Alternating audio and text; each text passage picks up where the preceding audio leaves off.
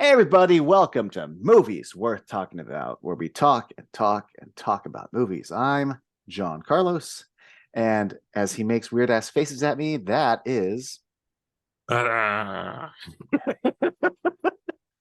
Not weird ass faces. I was just kind of thinking, like, because at first, talk and talk and talk and talk, and I'm like, yeah, that's exactly what we do. This is kind of what it's like to be around us, I know, right?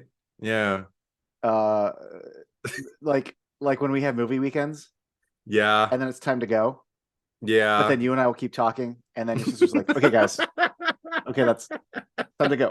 And we're like, yeah, but this one time when Sondheim said, and we're like, Yeah. time to go. All right, boys.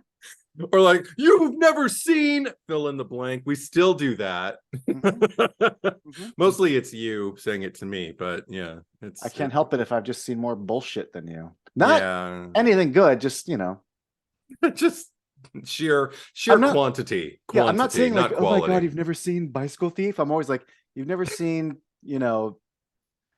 Trash monsters from Street outer Trash. space. Yeah. Yeah, or And I'm just Sorority like, Babes at the Slimeball Bolorama. and I'm like, why would I ever watch something like that? Because it's good. Anyway, we're getting off topic. Whatever. At the time that we are doing this, we are on the eve of Exorcist colon Believer. There are two. Yeah, this time. Remember the first one? One girl got possessed. What if like two did? Oh my gosh, it's ingenious. Oh man. No comment on that movie, but just Oh boy. but just it's in the air, and it felt right. I mean, I'll see it. Uh, you this happens to me like all the time. Whenever Yeah. there is a major kind of release like that, and I don't want to say I poo poo it, but I voice my concerns to the degree that someone make it sound like I don't want to see it, and they're like, "Are you?" I'm like, "Oh well, I'm gonna see it." Right. What kind of monster do you Yeah, think I am? I'm not that's an one. animal. That's one of the fun things about being a horror fan is you'd be like, oh man, nobody asked for, insert the blank. Yeah, It's yeah, been yeah. 10 years since this or this remake, and no one wants Yeah. this, and it's great. Are you gonna see it? Well, yeah, of course I'm gonna see it. Yeah, we were waiting in line for the Exorcist Believer. That's what it's called, right? Yeah. Maze over at Horror Nights last week with my friend Sebastian, and he asked me like, "So are you excited about seeing the new movie?" And I was like, "No." And he was Yeah. just like, "But Yeah. are you? So you're not going to see it?" I'm like, "No, I'm going to see it, but I don't get excited about movies anymore, or unless it's an I mean, accident. Unless usually it's like I'm sitting there and then the opening credits start, and if I'm excited, I start to get all."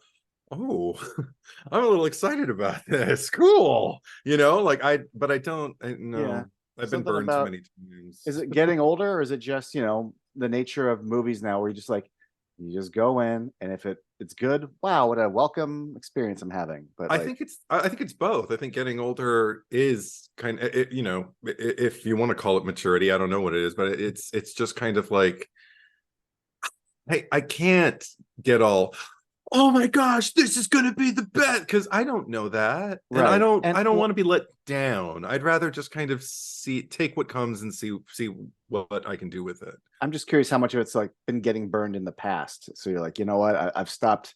I was in my 20s. I remember reading articles and getting excited for, Blair Yeah, Witch. And then you go and see yeah. Blair Witch, and you're like, I shouldn't have got excited. I maybe it is a little uh too much like seeing how the sausage is made, like kind of thing. Mm, Like, and I don't even mean the filmmaking side of it, but I mean like people are so savvy about the business end of things now that yes.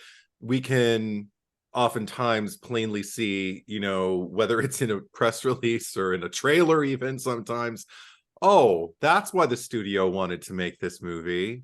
And I miss, watching a movie and or watching even a trailer for a movie and going like, what the fuck, whoever greenlit that? Like, how did that get made? I gotta see that. Or after I see it, like, how the fuck did that get made? Like, Yeah. somebody put money behind that. I'm so grateful, that kind You of never stuff. I know. miss Yeah. that. I don't go in expecting this, Yeah. what I'm about to say, but like, because so many times it just feels like there's an IP, and try to let's wring some money out of it. But every once in a while, there's like a movie. Like I didn't ask for fucking Exorcist Believer, No, but I also didn't ask for Creed.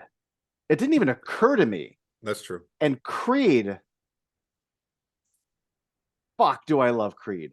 And every once in a while, I did not want a Blade Runner sequel. Oh, And and holy shit. it was beautiful. Yeah. Yeah. So, I I'm even not liked Creed 2. I thought Creed 2 oh was yeah. good too. Dude, I Yeah. like Creed 3. Did it already happen? Did I miss it? Dude, that came out in the spring and it's been out on physical media for like Oh, I've got to four. stream it. Okay, now I have Yeah, to stream it. Damn it. it's good. All right, one Um, more. Damn it, I have to watch another movie that's potentially good. Poor me. But yeah. see, I don't like even that. I can't get excited about that. Like, you mean they made a sequel to that thing I really like? Like, it's so easy for them to fuck it up these days. And also, I'm at the point where I'm the most capable of witnessing, like recognizing, and even accepting, oh, they fucked up. I've done that with a lot of requels, and I've done that whether I enjoy them or not. Sometimes they're enjoyable anyway, but you can walk away from it going, oh, that was fun and shitty. What a waste of money. What a hideous waste of time. I'm not getting. I have so many. I'm just not even. I'm going to stop right there Yeah, and pivot to The Exorcist. let's do it. Yeah. A movie that I hardly like took any notes for, just I didn't because. take any. Yeah, I have. I don't. My relationship with this movie is not like my other. I didn't see this movie until I was maybe like 17 or 18, Mhm. and my first impression was, well, that wasn't scary. It was spooky. Like it's Mhm. got spooky vibes, but like that was not remotely as scary as I thought it would be. Mhm. Then I saw at the time it was called The Version You Haven't Seen. I saw it in Yeah. theaters. And again I went, yeah, I mean it's spooky, but like and then a few years later passed. And something about getting older, but I watched it in my early 20s and I went, that was scarier than I remember. That left me a little unsettled after. Aww. And then a few years later, and I watched it like a fourth time, and I'm like, fuck, this movie's pretty scary. And then like I Aww. watched it again like in my 30s, and I'm like, Jesus fucking, like the older I get, the more that movie got under my skin. Anyway, not only did it get scarier, the more I also have always I don't want to say I kept it at a distance, but like I did kind of keep if I love a movie, like I will watch it over and over and over and over again.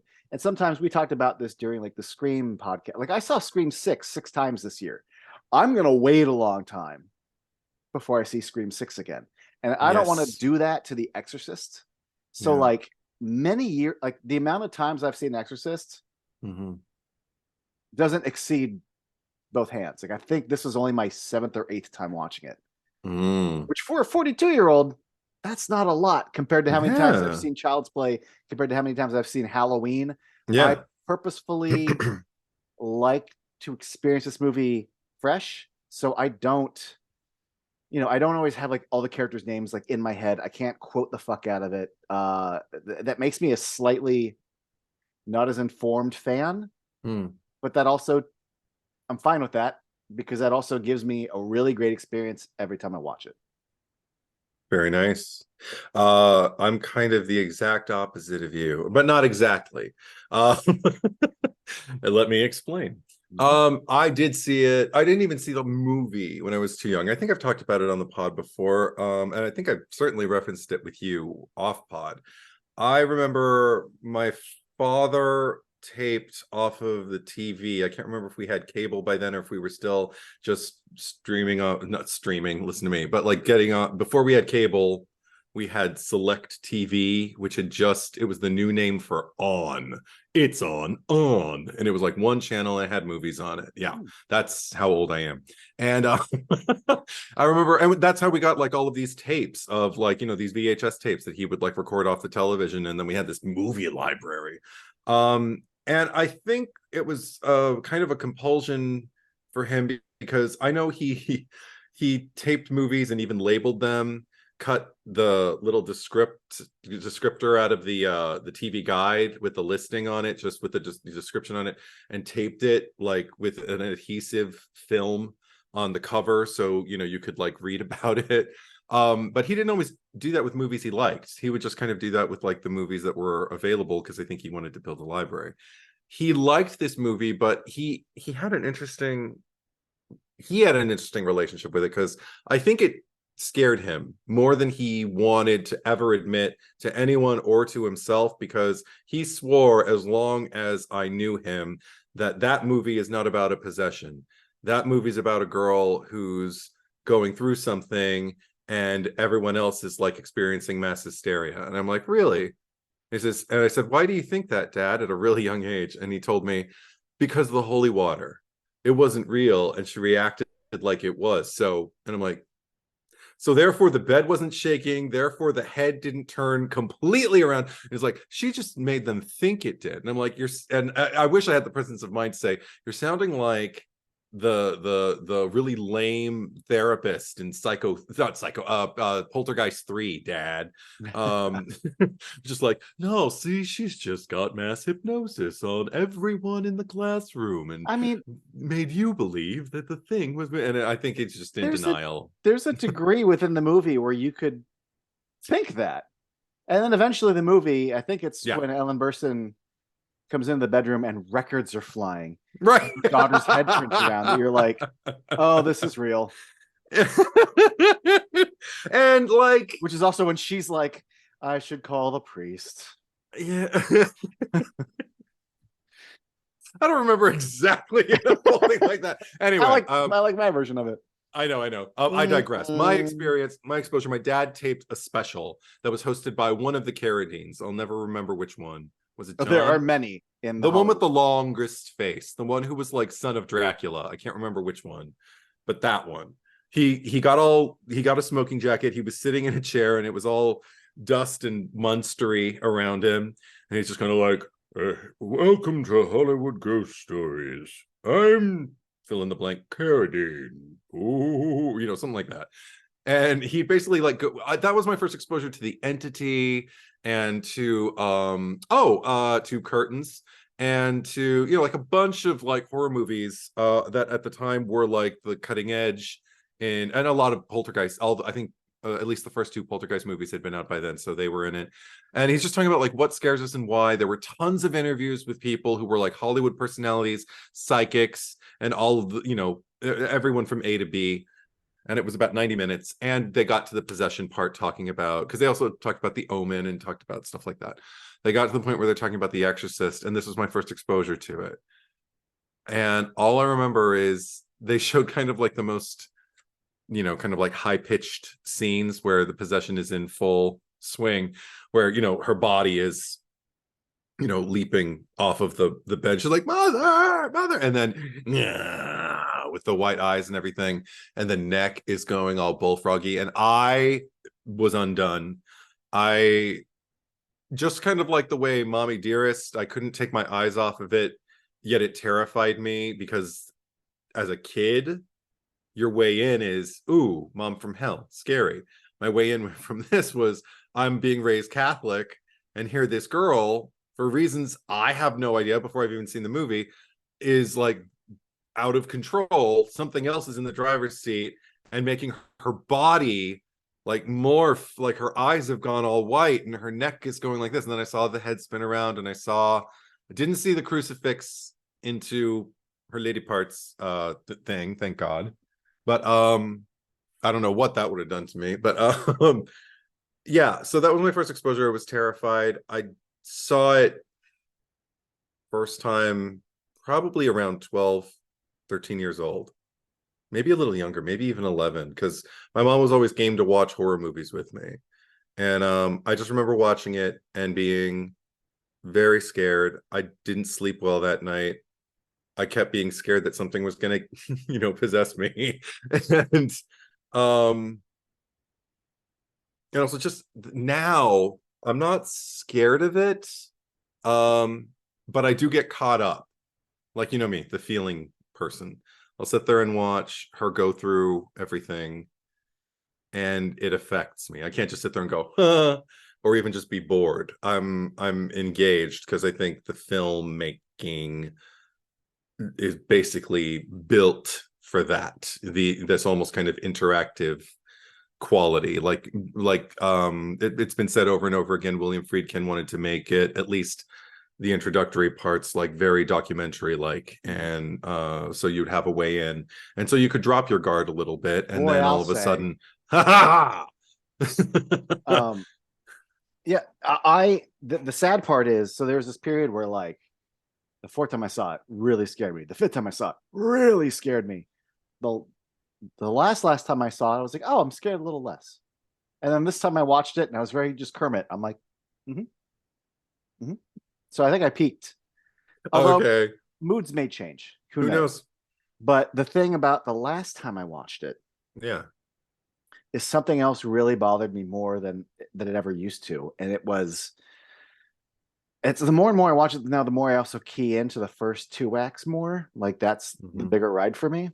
And yeah, then like, the spooky shit at the end. Yeah, it's still effective, but it's the first 2/3 that really get me. But I'm using the word like bothered here, but when they're doing like the EKG or whatever, that scan on when it's Reagan and it's in this hospital and it's so cold and it's so clinical, the atmosphere, uh, like that to me is horror. yeah, That affects my mood. It gets under my skin, and then like this time when they stick the thing in her neck and then put the little thing in for them to put the other thing in and they pull it out. I literally was like yeah. kicking my feet. Mm-hmm. And then everything after that, with the devices next to her head and all the noise, I was just sort of like frozen. I'm just like, Oh, oh, God. I need the scene to fuck it. And I'm on my couch and I'm at home. That should Yeah, be safe. And I'm just like, oh, all this needs to just, I'm frozen until, oh, it's over. yeah, Oh, the medical stuff. And I get just everything. So much to me of why the horror works is because the movie spends so much time going, well, take her to a doctor. yeah. Okay. Now I guess no, we don't need to take her to a psychiatrist. Okay, we should take her to a psychiatrist. Right. Hey, have you ever considered exorcism? No. Okay, now like it's Yeah, all the and just how do you keep like you refuse to send your girl to an asylum, but how do you keep her at home watching her condition get that bad yeah. and find every logical and try to do every logical thing you can before you I don't know. It's just Mm-hmm. one of the things that was I don't want I don't want to get too like there's so much trivia about the movie that everyone knows, and there's so much about the technique of the movie that everyone knows. But Mm-hmm. as a director, William Friedkin was always really good with the sound team, and more so than some of the other directors of the 70s. Yeah, His films are very precise as far as there's nothing that terribly exciting about the first yeah. 2/3 of this movie, but the sound mix, Mm-hmm. the atmosphere of the house, the Mm-hmm. atmosphere at the hospital, 80% of the effectiveness of that is just the sound design. Absolutely. Under my skin. Ugh. Uh-huh. Well, because that's the thing is like, I mean, I still watch this. I got asked a few days ago by someone because I posted on Instagram I'm watching like Halloween specials and I'm in heaven, and they were like, ooh, what would you recommend? And I'm like, oh shit. And I was like, I mean, I'm not front loading, I'm not going to watch all the best ones. It wasn't even October yet, um but I wanted, as a reference, I was like, I know we talked a bunch about like the movies we watch around Halloween and the movies we watch around Thanksgiving and Christmas and everything. So I went back to our Halloween choices and everything like that. And I remember I brought up 3 non-Halloween oriented ones that I watch every Halloween. And one of them was Exorcist. And there's a reason for that. Because even though I just said like it doesn't scare me per se, there are elements of it that still lend themselves to the Halloweenery of it all, the creepy feeling. Like I'm not afraid to go to bed or anything like that. Like when I was a kid, I'm not afraid of, being possessed by a demon or anything like that. Don't want it to happen. But but it doesn't have the same kind of like terror for me that it did when I was younger. I think because I was so kind of like put upon by it, because it was so I wouldn't say traumatizing, but let's just say scary when I when I was younger. It's like most things that scared me when I was younger. I can watch it now and I'm just kind of like, I either go, oh my gosh, I'm so glad I have had this in my life this long because it's so good, or like with other things, like like, oh wow, I really got that at the right time because it's shit and I appreciated it when I was a kid. It's in this column, but Exorcist is in this column, but I I think some of you mentioned the sound design. It made me think like one of the things that actually creeps me out the most now is before and after the movie, if I have just my Blu-ray on and it just has the menu and they have that this the the wheezing, her breathing, like while Yeah. she's like just laying there, not even sleeping, but just kind of you know at zero. Yeah, I've never Eyes open, sweaty. the 4K Oh just came out. I don't know what the menu is for that, but yeah, the Blu-ray starts with this ambient, like her gurgles, and then just goes into like nothing. But if you watch like, I don't know, a deleted scene, or you watch the little 10-minute feature, it always comes back to that sound. I'm like, oh no, God. no. Yeah, bad. Not fun. No, And but I'm glad you mentioned that for something to watch at Halloween, even though it's not Halloween, because I don't, just from the aesthetics, like Ellen Burstyn walking around Georgetown. yes, Uh, yeah, with the and also, leaves. and the whole movie's full of like fall coats Yes, everybody is cold. Even vibes. hearing, Lee J. Cobb, I was thinking about it because the house is open right now, so Des can kind of sheriff. And I always hear Lee J. Cobb in my head whenever there's a draft in the house. There's just like, oh, a draft in the house, or a draft when the house is heated is a magic carpet for bacteria. I still think about that today. Yeah, the first, I'd argue, I don't know how many times I've seen this movie, over 10, maybe over 20, but I'd say easily the first 6 or 7 times I saw it, they were very far apart, and I kept forgetting that Lee J. Cobb was in it because I was a huge fan very early on of 12 Angry Men, so I always knew him as juror number 3 or 4. I think he's 4. But the juror, like the juror who's angry and shouts at people. And then I went to high school and I knew him from Death of Oh, a okay. Salesman. Yeah. But he so I every time I'd see him, I'd be like, oh fuck, Lee J. Cobb is in this. And now I can't forget it because I know Exorcist 3 even better than I know The Exorcist, I think. And George C. Scott is the lead of that, and he's playing the Lee J. Cobb role in that. But with this movie, it how can I put this? Because you were talking about like the things that scared you. I think I remember the first time I actually got to see the movie because I'd already seen all the parts where she's possessed. Or not all the parts, but all the parts I had seen were when she was possessed.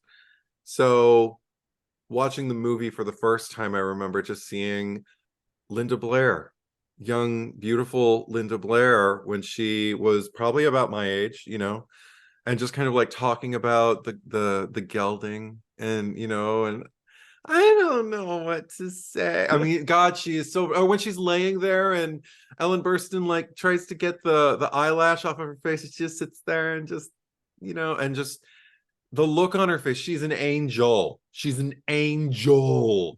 And I remember it wasn't comforting to me the first time I saw the movie because I knew that girl's gonna be out of control really really soon. I thought it was going to happen much sooner than it did, but it was almost like a magic trick. It was like, whoa, how did she go from being like, I was I thought you'd look at her and kind of know, oh yeah, that girl's gonna get possessed for No, sure. they make her like And she was this. just a light, just a Yeah, light.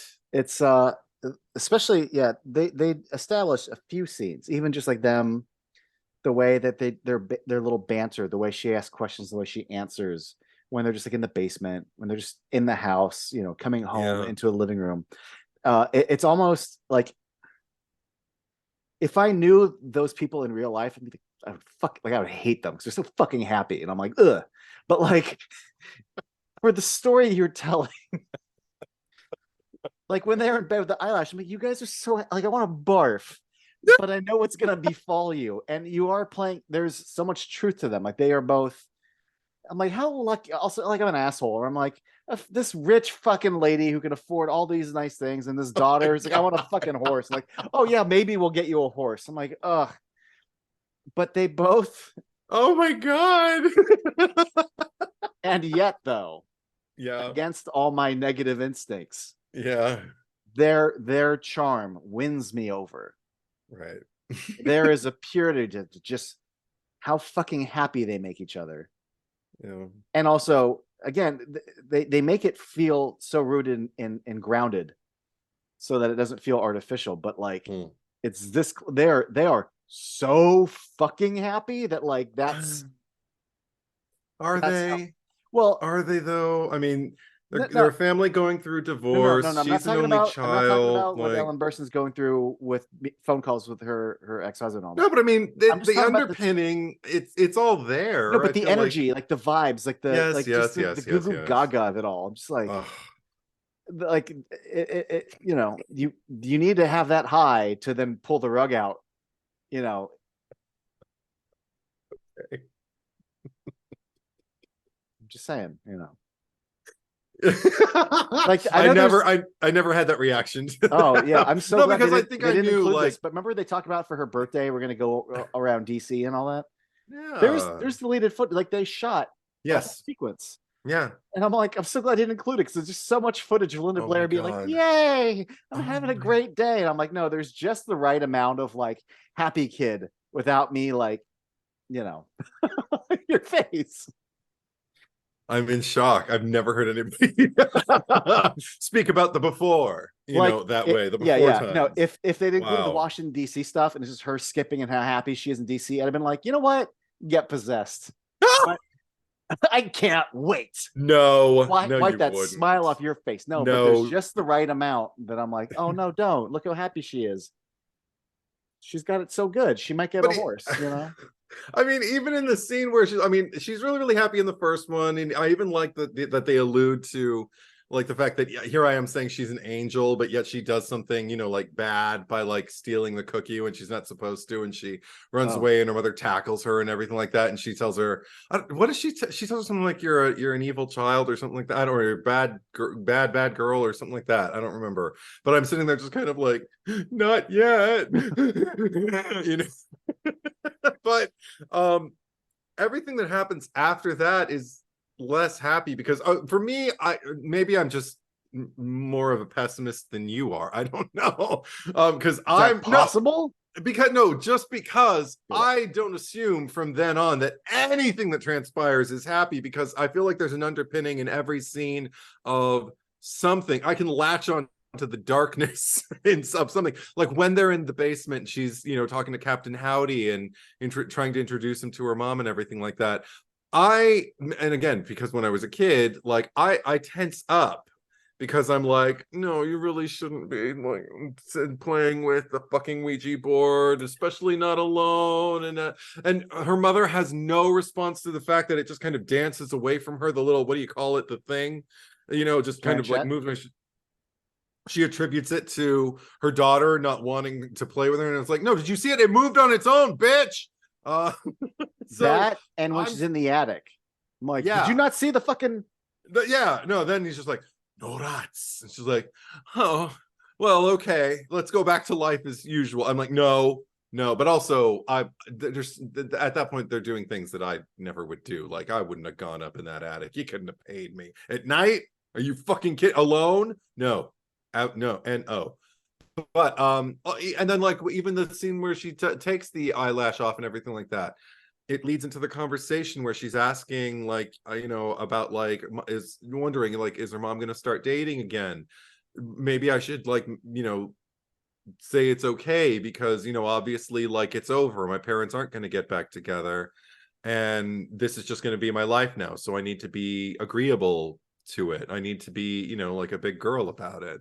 And I don't know, I relate it to, also, oh god, there's a lot we could unpack about this yeah. movie and what people have That's attributed. There's one thing, I'm not going to linger on it because I don't really agree with it. I watched maybe like a 90-minute video on YouTube about what's really going on in The Exorcist, or like it's supposed to be a kind of, I can't even remember. I should have better prepared for this, but I can't remember who the YouTuber is, but they said that basically like whoever whatever is affecting Linda Blair's character Reagan, it's basically like a, what's the word I'm looking for? I guess tangible metaphor, this possession and her, the way it affects the family, the way it kind of infects the household, for sexual abuse. And this video essayist made a case for why Burke Dennings, the director, was sexually abusing Reagan. And that's why Reagan just kind of assumes this man is in my mother's life, this is going to be the man in my life and stuff like that. And then that's why when he's left alone with her when he's not supposed to be, why she unleashes, like, you know, violently and, you know, basically pushes him out the window and kills him. There's too many things that I'm just like, but I mean, if somebody sees it that way, I'm not going to say no, it's not that way. But I rewatched the movie and I'm sitting there, and I've seen it a few times since I saw this video essay. I think it was maybe about 5 years ago. I remember I was watching it, just seeing like, okay, I can kind of see the things that they were alluding to. And it's 90 minutes. They make much more of a case than I just did in 90 seconds. But I also feel like it feels like just this side of kind of fan fictioning it. You know what I mean? Like, yeah. There's not enough text there to support it. Like I could see, yeah, but you have to fill in a lot of the gaps. because they even talked work. about the voice that came out of her with the crucifix scene, you know, into her privates, and the fact that she asked in Burke Dennings' voice, which I never attributed to him. I just thought it was one more demonic voice coming out of her. But it's like, do you know what she did, your cunting daughter? And I was like, oh, that's supposed to be. I always attributed that to. Okay. That's like, do you know what she did? She pushed me out of the fucking window. Like, yeah. It always just creeped me out. I always just thought like, that's of all the voices that come out of her, that's the scariest one for me. I Even agree. Scarier than, yeah. And I always just thought it was also extra fucked up to take on the voice of the guy who went out the window and okay, and to blame it on her, because Reagan, you know, Reagan in her heart didn't do it, you know. Sure. Yeah, and you know what's fucked up that you bring this up is because this viewing was the first time where I allowed my brain to go, oh, this grown-ass man's going into her bedroom. What if? But but my brain thought about how like there's another version of this movie that makes Burke. Is it Burke or Bert? It's Burke. Burke. Yeah. That there's a less interesting version of this movie that paints him as a shitty guy that, you know, has it coming, you know. But no, but my brain wondered it, but it's not, there's nothing there to support it. There really isn't. No. Aside from that, I mean, yeah, he's drunk and he leaves it and later. No. Yeah, I know. I was just kind of like, I know. Do we really need to put Reagan through more? Like, yeah, you know, no. like, was it Pauline Kael, who I don't think she initially reviewed this film poorly. I can't remember, but I know that in retrospect, after she saw Exorcist 2, she favored that over this movie on the grounds that at least Exorcist 2 isn't all about victimizing a young girl. And I was like, okay, if that's your vantage point, if that's what you get from it, I can't really say anything to that. The reason I don't get anything from it is because I feel like it's more complicated than that. I don't feel like, because number one, I'm not getting my rocks off watching this girl become victimized. I am right in the trenches with her. It gives me a very empathic or empathetic experience, just kind of like seeing it from her point of view, from her mother's point of view. Anybody who cares about her, one of my favorite moments in the entire movie is when it's right before Father Merrin goes in to perform the exorcism, and he asks Chris McNeil, what is your daughter's middle name? And she says Teresa. Says Teresa, what a lovely name. And then you just see her like kind of well up and, you know, just need a moment to recover. And what I always get from that moment is like, oh my gosh, this is probably the first time she's actually kind of like been reminded like what a gift Mm, her daughter is. Like, I mean, and got to feel good about it, like got to receive a compliment about Reagan. You know, like, it's probably been a while. People are probably just worried about her, and people are probably just, and people who aren't worried are probably just nosy, and they're trying to keep it as, you know, closed, and she's losing it. She doesn't know what's going on. She thinks she's, you know, psychotic or multiple personality, as they said back in the day. And finally she just kind of gets to, like, you know, love her daughter again, think on her fondly, to put it more in a more mhm. poetic way. And that's what I get at the very end, when it's clear that Reagan is fine, and, or, you know, or she's back, let's put it Mhm. that way, and she's just saying, mother, mother, and Chris is like hesitating, and then she goes to her, because of course that's her daughter, because if you put her twin or her doppelganger in front of her, she'd know the difference, and that's her daughter. So she goes, it's so, it's, I love the McNeil family with flaws and all. Like, I feel for them. I love going on the ride with them, and I love caring about them. I love that they get people like Father Marin and Father Karras, who care about them, care enough to, like, Yeah. offer their services and their faith And could and their I add strength. on Yeah. top of that, Yeah. the fact that Carl and the other lady who lives there, like, Yeah. there is a very easy version of this movie where the two of them are like, what's his nuts, Scream 2, like, see ya, wouldn't want to be ya. I have seen some shit in this house and I don't need to fucking be here for it. Right. And they never have some scene No. where they go like, oh, but yeah, you pay us to be here, but like, no, like, we care about your daughter, and who, if if if we, who else? Like, no, yes, I will Yeah. help tape the bed up. Yes, I Right. will be here every day for this poor girl. And they Yeah. don't have to have a scene to explain that, but that's why they're staying. Yeah.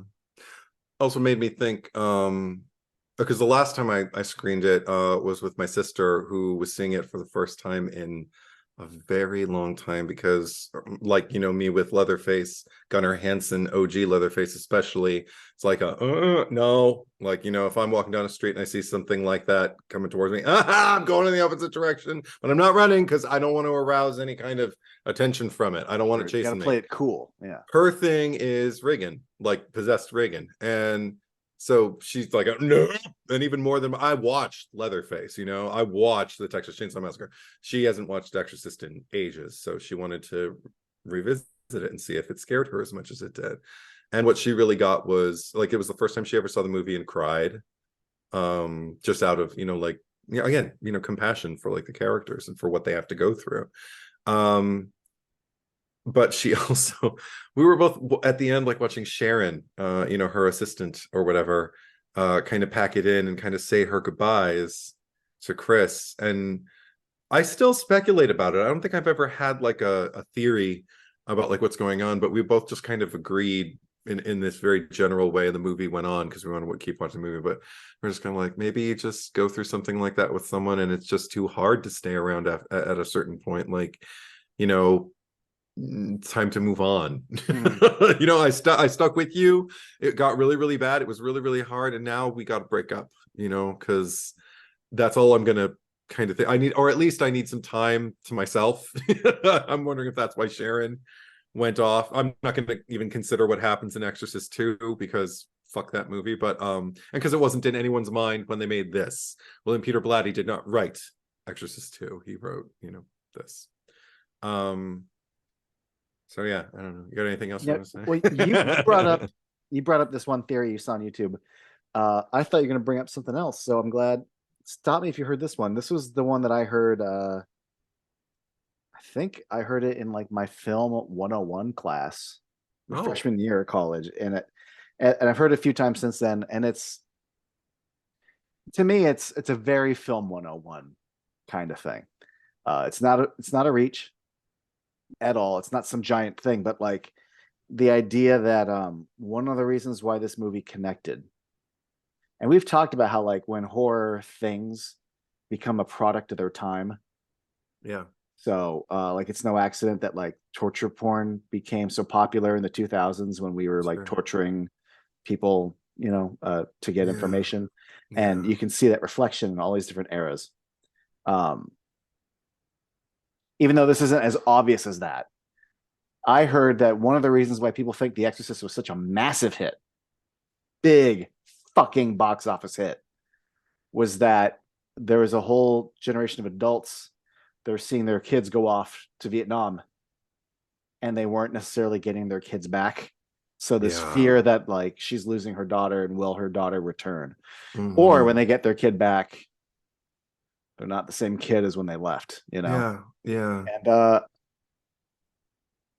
I wasn't alive then to see that, but I buy it. Mm. Whether the culture was ready to really acknowledge that or not, it's totally possible.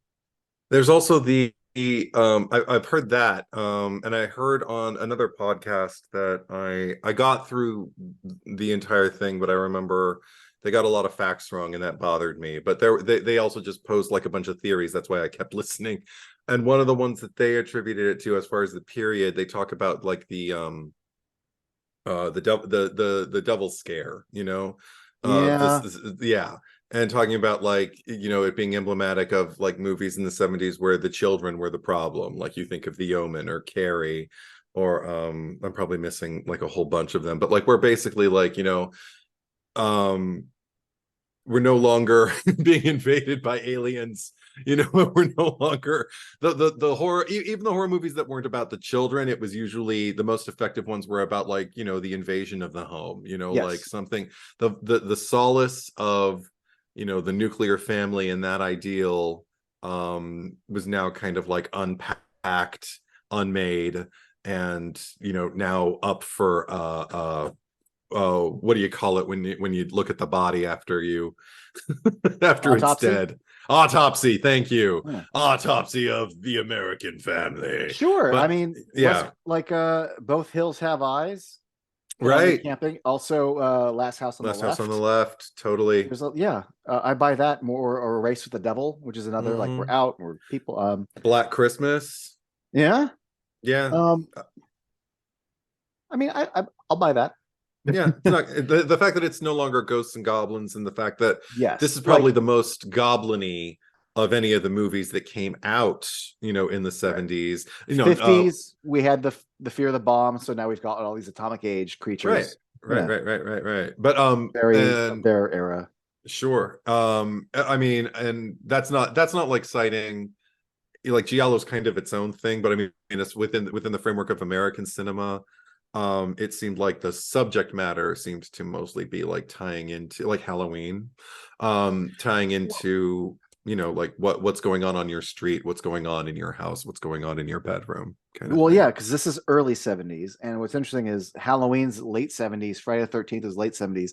As you see the boom of the slasher, I feel like that's also as we swung into Reagan era and a more conservative 80s was also when they're like, look at these teenagers, they're doing drugs and having sex. Yeah. That is definitely no accident. And we were also always the ones, whether it was time travel or because aliens all of a sudden started like invading again, but we started like teaching them how to eat fast food and dress cool and play rock music or at least pop music, and how to not do their homework, not not be so responsible and straight-laced, have fun, this is America, man, like we were that's the way I remember a lot of We just want to teenagers hang being out in the kind of like. mall and fuck and now Exactly. and now these robots are trying to kill us. Exactly. Wild stallions. But Actually, I'm really glad you brought up the home and the yeah. familiar space, and because the and this is going to lead me into a big side tangent, so Yeah. brace yourself. One of the things that I found very effective the first time I saw this movie, which reminded me of the first time I saw Halloween, and Halloween ends with the shot of the house, the shot of the street. Yeah. And my little 16-year-old brain was like, oh my God, like this could be my house. This could be my street, Uh, I think that was kind of the point. Was Oh. and that lingering Michael Myers, breathing.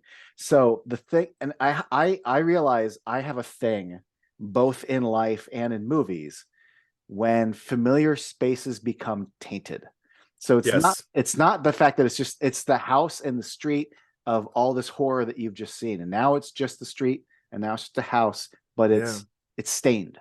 Exactly. And to me, those steps, Yeah. when I forget the name of the father, he looks down at the steps, Tubular Bells Oh, plays, Father Dyer. Yeah. Father Dyer.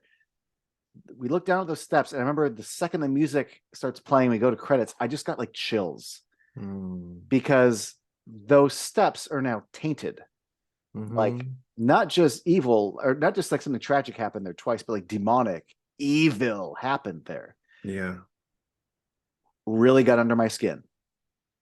And then the fucking version you never saw came out and ruined what I consider to be a hell of an ending, an emotional, upsetting ending. And which leads me to how much I dislike what I still call the version you never saw, because that's what it was called when it was released in theaters. Yeah. And people would randomly call it a director's cut. I'm like, no, it's not a director's cut. It's not a director's cut. In fact, I used to jokingly say they should call it the writer's cut, because it's all the things that William Peter Blatty was sad that was cut out got put back in. It's a writer's cut. On top of that, what really bugs me is that now, when you get it on Blu-ray, when you get it on 4K, it's called the director's cut. And I'm like, oh, I hate that. Then what bothers me even more is the fact that somewhere it's on the Blu-ray, so that came out later, but like years after the version you never saw, my brain just William Friedkin talked about how he's like, well, now that I've got some time and I look at what we did, he's like, that is my preferred version. I think that is the best version of the movie, which, no offense to him, I fucking disagree with. But two, now that he said that's the best version, I guess that's now why they call it the director's cut, which really bums me out. Because I just think there's so many poor choices that not necessarily about certain scenes they put back in, but let me start with the ending. Yeah. Which I'm sure everyone who's watching knows that, like, the book ended with Father Dyer and Lee Cobb, whatever the fudge. Officer Clueless, Officer No Tact. Kinderman. This fucking mother who's going through hell, like, oh, do you want another cup of coffee? Sure, I'll have another cup of coffee. Fuck you. Get out of her house. Leave her alone. But you don't think he had an inkling and that's why he stuck around? That's the other thing. And I'm like, either he's clueless or he's doing it on purpose, in which case, leave her the fuck alone. Either way, leave her the fuck alone. The only thing he knows is the girl is sick and that there's been a death that he's investigating. In theory, he's playing Columbo and all that. I get it. But like, to me, it's still tactless, whether it's intentional or not. All right. Get the fuck out. She's so upset. Leave the room, dude. You who didn't want her to be happy just a few minutes ago, and now someone is like in that bubble of her life. Yes, but now in this bubble of her life, she deserves some peace. Wouldn't she's sitting on a murder? Her daughter's head turned around backwards, dude. Like, so she's exempt from the law, is what you're saying. Anyway, sorry. He asked all the questions he needed to ask. He should have been leaving. This isn't like midway through and like he's still anyway. Okay, go on. Here's the thing. I understand how the original ending works for a book. I've never read the book, but I know the way movies, visual information and subtext is implied, but with a book, you can get into characters' heads, you can get into so much that the thing is the thing and it works as the thing. So as a book, I understand how like that additional page or two functions as a nice little thing about how how the spirit of Karis still lives on, and this friendship he was trying to start with this priest can now be with this priest. And also, isn't it nice that even after all this evil, that happiness and positivity can still come out of it? And fine, that totally probably works for the book. Like I much like how I think it was kind of like the cinematic fate for the Jabba the Hutt scene to not really work out, and it was cut from Star Wars. And I know you meant for it to be in there, but it's actually better without. I think Friedkin's instinct to cut that scene out really makes for this really haunting ending at the stairwell. And instead, there's this horrible record scratch with the director's cut where, like, now this cop wants to go see a movie with him, and your story's over, dude. And the movie was never really about this energy that you're trying to end it on. And I remember seeing it in theaters, and as they cross the crosswalk, I'm like, Jesus fuck, they're like this close to saying, like, well, this could be the start of a beautiful friendship. And then you watch the stupid original footage they shot that had unusable audio, which is why they have that really, like, it's a horrible framing. It's like the house and then part of a crosswalk, and it's like the only shot that they could use to have an ending. The original audio has him talking about Casablanca and how, hey, this feels like this is the beginning of a beautiful friendship. And I'm like, oh my God, like, it's in the text. Thank God the audio was all just cars going by and they couldn't use it because it's so fucking on the nose. I respect the story that William Peter Blatty told, but holy fuck, do I hate the director's cut ending. Okay. I don't. That doesn't bother me as much. I mean, I'm fine with either ending, to tell you the truth. This is a very kind of like Legend original director's cut with the Jerry Goldsmith score versus US theatrical release of Legend with the Tangerine Dream score. I will take either one. Both. I don't yeah. I don't have a preference. There's perks to both. And that's kind of how I feel about like the cuts of these two movies. I do have to say I tend to lean into watching the director's cut when I watch it because I key into the human element in a way that I don't think I was really capable of as a child with a theatrical release. Or not maybe I was still a child, but I mean, you know, like as a minor, we'll put it that way. As I grew older, like watching the theatrical release. I remember when I saw the version you'd never seen. It felt like such a gift just to get that exchange between Father Merrin and Karis when they take a break and they're sitting on the stairs and they ask the question I had been asking my entire childhood, and I was just kind of like, he's just kind of like, why this girl? It doesn't make sense. And I'm like, that's what I've been saying my whole life. Why her? Is it just because she's good? Is it because she's been like, okay, because Merrin was just in Iraq and he saw the statue there and saw the dogs fighting and everything like that. And then all of a sudden it's just kind of like, oh, I think I'll go to Georgetown. You know, like, why? And one of the things I really appreciated from the exchange was Father Merrin's insight enough to suggest that the point may be to make us despair and to see ourselves as unlovable and ugly, to completely, I'm going to paraphrase, but to dismiss or disbelieve the fact that God could ever truly love us. And it just made me think, like, it's to take the hope away. Yeah. And that, okay, so it's a little less random. And then they tried to make it even more specific in the sequel. We'll talk about that if we ever talk about the sequel. But and I'm not entirely on board with it. It's entertaining, but yeah. But for that exchange, I'm very, very grateful. And for what, just to allude to, like, you're discussing the end moment and everything like that, I do feel completely saved by the fact that we don't get that, hey, we're both walking, because that's not this movie. But the fact that the music creeps back in, I don't know. Again, I'm never far from the tragedy of it. But I do kind of like, there's something about like this pendulous swing back to the kind of, you know, even though Chris and Reagan are no longer the characters, kind of like being emblematic of that kind of carefree, or not even carefree, but like finding joy in each other's company kind of like thing, you know, like the way you can, you know, just human decency every day. It's there for you if you want it. You know, you just have to reach for it. You just have to find someone to engage with who you can care about, who can care about you.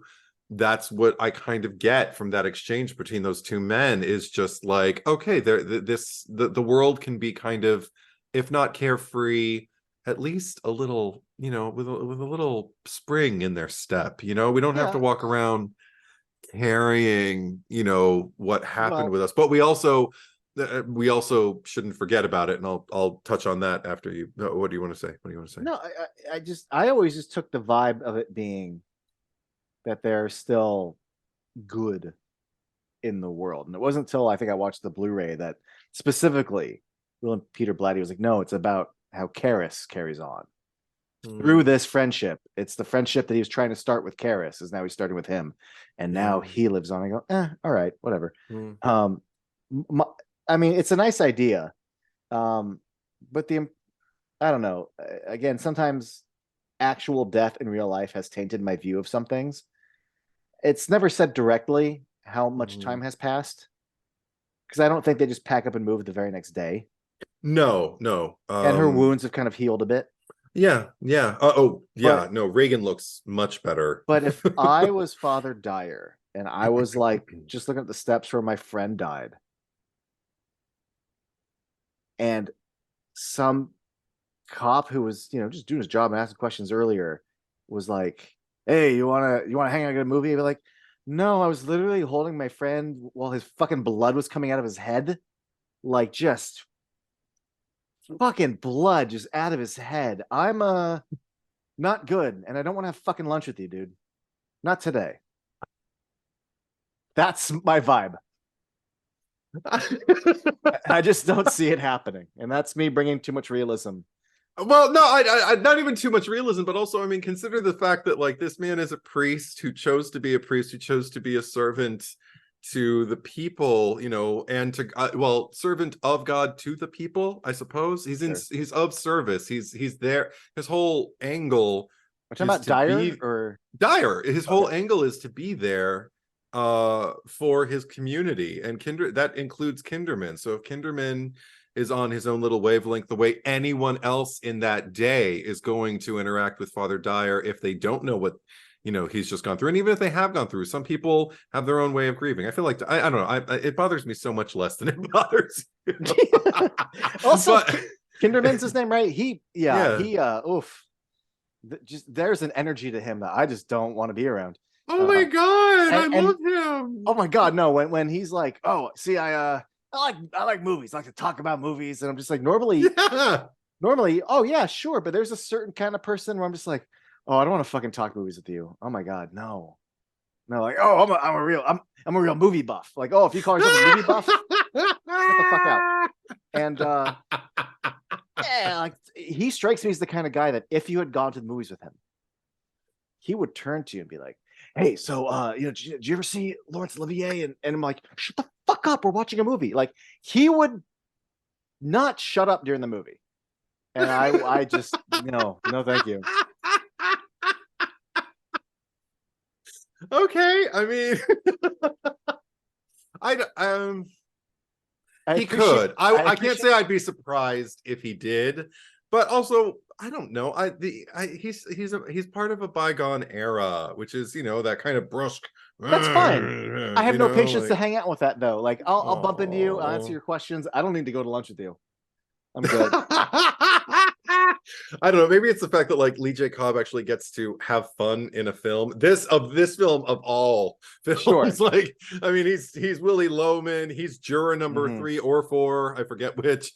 And he plays some very tormented characters. The only other movie I think that I can think of that I've seen him in is 3 Faces of Eve, where he plays a therapist for a woman with dissociative disorder.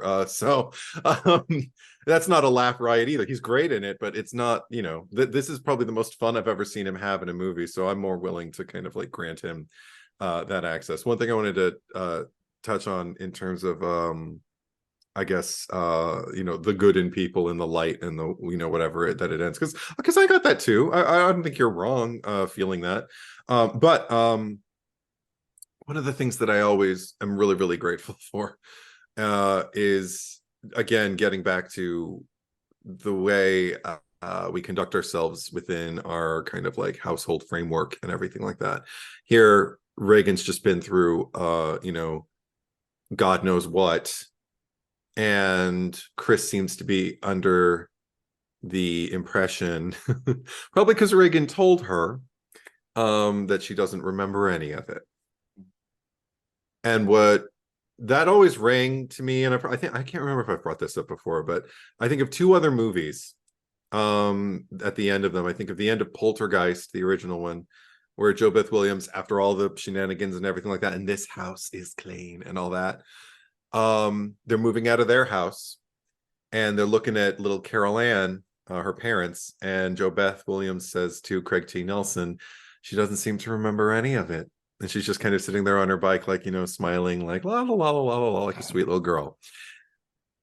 And I also go back to the end of Carrie, where Priscilla Pointer is on the phone and says, I couldn't handle another reporter. And Amy Irving's asleep in the bed, and she's just kind of like, well, the doctor says, that she's been sleeping too much, but that, it's to be expected with all that's been going on. Well, he says that she's young enough that eventually she'll forget all about it. And then we go off into the dream sequence. Now, I have examples of three mothers intuiting or being told by various sources that your daughter's going to be fine. She's been through hell and back, literally in some cases, but she doesn't remember it. Mom, I don't remember it. And mom's choosing to kind of like just believe it because it's probably for the best. And each one of those movies I won't spoil the ending of Carrie for anybody who hasn't seen it, but Amy Irving's character, Sue Snell, she's going to remember forever. That's what I get from that ending. There's one line that Carol Ann delivers when her closet starts to open up again at the very, the epitomal brouhaha of the house where it all, but before that, when her closet door just opens again, she's just like, no more. And I'm like, you wouldn't say that if you didn't remember anything. And with Reagan, for me, similar thing. She's, she comes out, she's being introduced to Father Dyer. She's like, hi, Father, and everything like that. And they have their whatever exchange they have and everything like that. And then Chris gets in the car. Reagan looks at the collar. Oh, I get so moved. She looks at the collar, and then she just gives Father Dyer an embrace because she knows a priest saved her. Yeah. And because I'm not going to pretend I understand. She knew the whole thing, but she was there for something. Wherever she was exposed. She saw someone with a collar, and that's what got her back. Yeah. And she has enough access to what happened to her, and not beyond just the aftermath. Like that alone, that I can't imagine waking up and I've got scars everywhere. Right. But and I smell like God knows what. But and there's just pea soup crusted all over me. That's why is my crucifix all bloody? Oh God.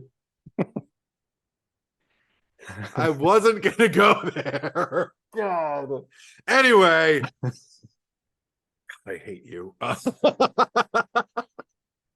But so that alone would be awful. But I believe, based off of just like there's something that seems to drive her, to embrace him, something that I don't think even she at that particular juncture is capable of admitting to herself. But there's something that just feels right.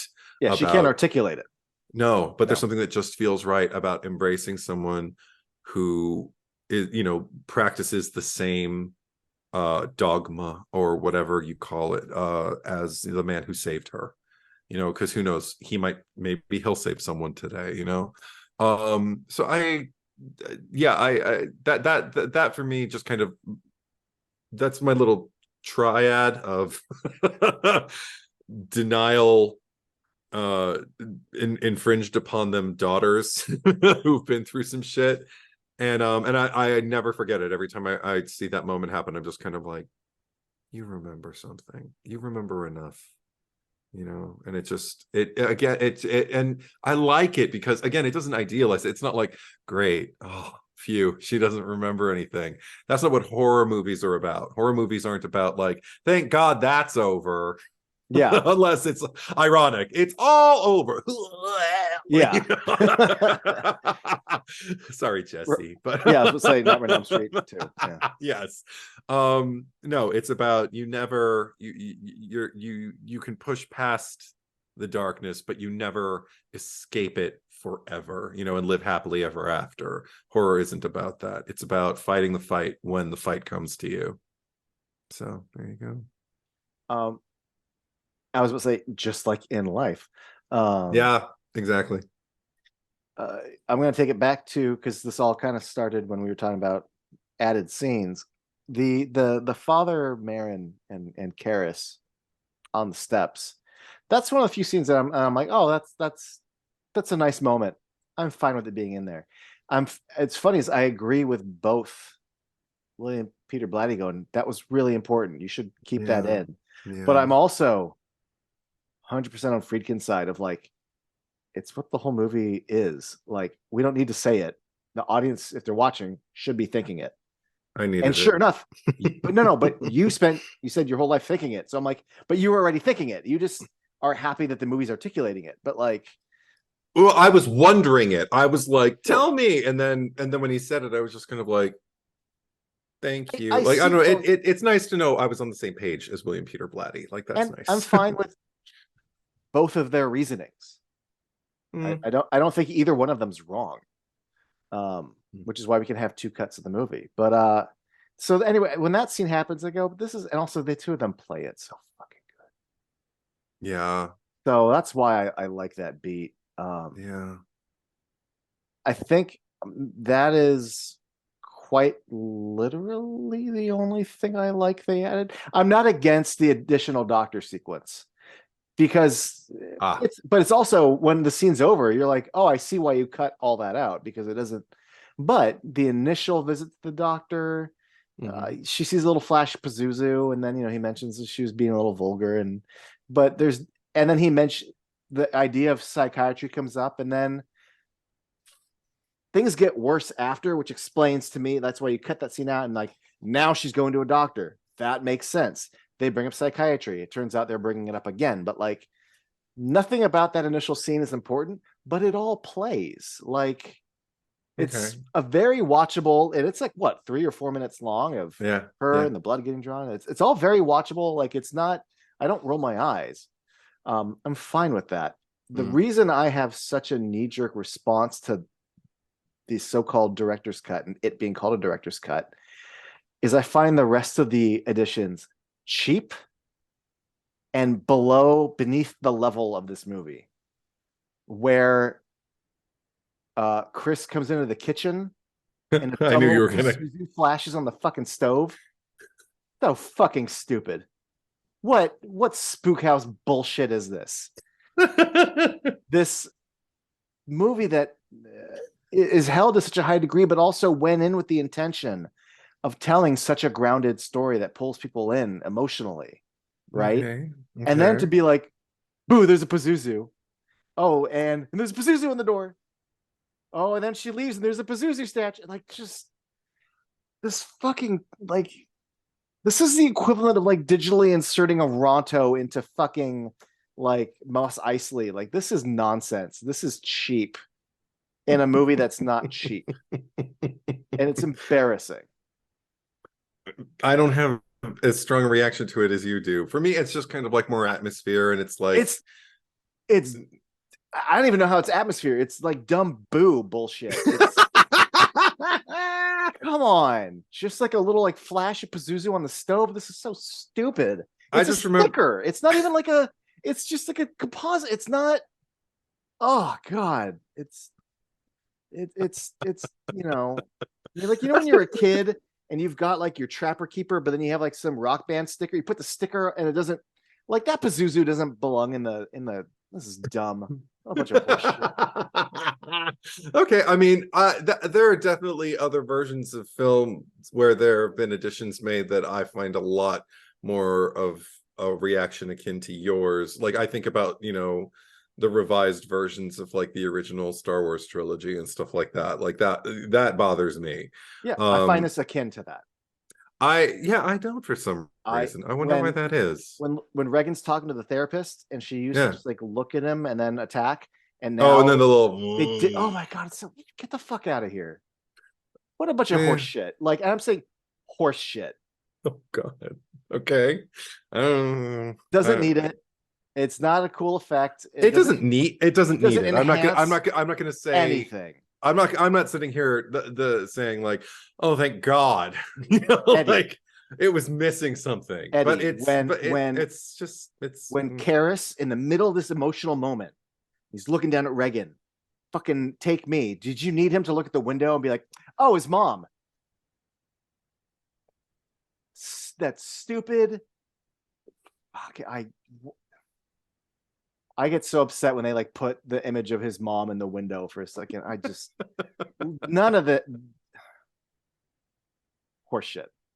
Okay. Did not need to be in there. None of that was your original intention when you made this movie in 73. But this is the thing. The reason why it doesn't ruin it for me or anything like that is because the movie still happens. I don't find these things like derailing the film any.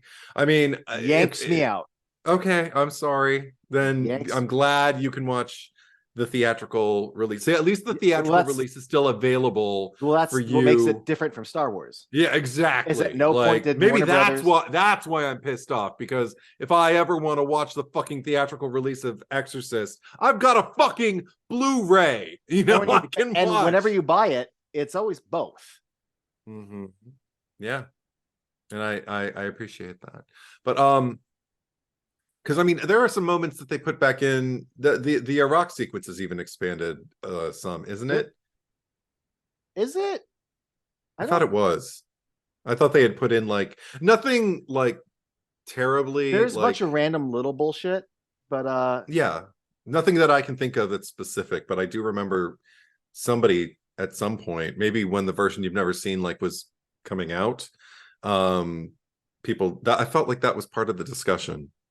Also, because you watched God, I need to rewatch it, but isn't the scene with Merrick and asking about her last name also from the extended cut? Not last name, the middle name.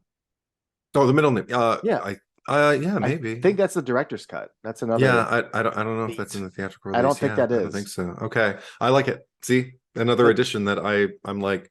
I also, people. I mean, do you remember? Go back to 2000. And what a big fucking deal it was. It's all the promotion. The Spider Walk. I know. The Spider Walk is back in the movie. And then you watch it and you're like, yeah. Well, this is the thing. I like the original Spider Crawl better. Have you seen that on YouTube? With the wires? Well, yeah, with the wires, but also just like the fact that like it ends differently. Like the end that they went with for the version you've never seen is her with her mouth open and with the blood coming out. And it doesn't look like her. It doesn't look like her neck. It's not her, it looks like a grown woman. Yeah. And it is a grown woman. But I'm just like, okay, whatever. But I remember the first time I thought it, I was just kind of like, okay, they put that. See, that was one thing I remember even in the theater. I was like, oh, so they put that in. The most fun thing was being in the theater with people who were all like it bothered people, and I was just kind of like, okay. I will never forget. The second she came down the stairs, this one lady in a theater let out a blood-curdling scream. And it was amazing. That's cool. And then, if I remember correctly, it then cuts to black for a few seconds. And I'm like, because they know everyone in the theater is going to be like, ah. And I'm like, oh, God, it actually cuts to black. Hold for applause, that sort of thing. Yeah, that it does feel that way. And I wish they would have just kind of, maybe they were worried about it not having that big kind of kaboom, feeling at the end. But for me, that doesn't feel like The Exorcist. What I like about the original, when it was finally shown to me, I'd say maybe, the internet was a thing by the time I saw it. So maybe like 6-7 years later. And I remember seeing her like land at the bottom of the stairs, and it's clearly Linda Blair, like landing at the banister, Oh, and just doing a yeah. like a lizard, and it looked like they had an extension for her tongue there too, a little bit. Was that? And I thought those were two separate things. no, no, no, no, Okay. no. She falls down. She does a little, but she's still very Linda Blair, like very young, cute Reagan, who just looks like she's got the flu. And but the thing that really bothered me is the scene continues when she's at the base of the stairs and she starts to crawl, and she basically starts. It just makes me think about like a pet, like the way, like if you open the door and you've got like a really hyperactive dog or something, and every time you open the front door they would try to get out, or a cat, and they just kind of scurry over, and she just kind of absent-mindedly, almost not robotically, because her movements aren't but they aren't jerky or anything like that. They're just but they're really, really quick, like a pet, kind of like scurrying to get out maybe. But what she's really doing is just kind of like going toward Chris and Sharon, and she literally like kind of goes right for them, and there's no rationale behind it. She's not trying to get out. She's not trying to knock them over per se. I think one of them does fall over though, in a very like non-clangy, like, oh my god, it's just kind of like, oh dear. There's just but what the strongest thing there was just chaos, pandemonium, and nobody knows what's going on. And then it just kind of like slowly, like not even blacks out, but like browns out, like it's just and it's so not gong, look at the fair, it's just kind of like weird. It's just a little kind of like watching a more kinetic uncanny valley unfold before you, because it's not it's just the weirdness. It feels more dreamlike, like after I watched it I was like, I've had dreams like that, where it's just like, and then you reach the bottom of this, you were doing a spider crawl down the stairs, and then when you reach the bottom you had like a lizard tongue or something. You're just Like going, you've been in this bedroom and now you're just out and about. and now you're just crawling around and everything, like, but you're not trying to get out. You're just kind of scurrying like an animal for no reason. Like you don't have an intent. Again, something else is in the driver's seat, and that's so much more unnerving to me than so that's my criticism for the version you've never seen. Okay. And I'm not against, I don't know if you, I'm not against the spider walk. I just didn't like, rub my nips over it. But I will say this. We're talking about this. Yeah. I live in a house with stairs, and my brain's thinking about, if I saw a Reagan go down the stairs like that, I'd probably piss myself. I probably would too. Yeah. So there is something to it. I have a friend who's working Not Scary Farm and took a video of himself crawling, not spider walk because that's too vulnerable, but literally like on all fours, like crawling toward the camera across a vast stretch of pavement. And I just sent it to, some people who I'm going to Scary Farm with, just like, this is what's waiting for us. And it was like, oh god, just like. And so if that's your response to like a person in an atmosphere that is like, you've paid money, it's an amusement park, and they're not even spider crawling toward you, they're doing it just on all fours, and that's creepy to you, I can only imagine, like, yeah, if somebody, there is something unnatural about it. But I think also just it looks so unnatural. Also, it doesn't look like somebody actually doing it down the stairs. It looks like somebody doing it down the stairs with help, from wires. And that's, and then you remove the wires, and that to me is what's unsettling about it. I never thought about this till right now, but when you look at the statue of Pazuzu, it is a combination of different kind of animal parts, right? Like there's hooves, there's a tail, like chest, like a male, like a torso, but like a animal head. And a part of me can't help but wonder if that statue is meant to be accurate, then there's a part of Reagan that's operating under very animalistic mechanics. Ooh. And I went, oh. See, I don't like speculating about the demon. I don't it's going full Pazuzu, See. Well, and while we're okay, so sorry, Eddie, but while we're on the subject, that's something that gets under my skin, isn't Reagan? And you've heard this in life many times. And it's the fucking Pazuzu face.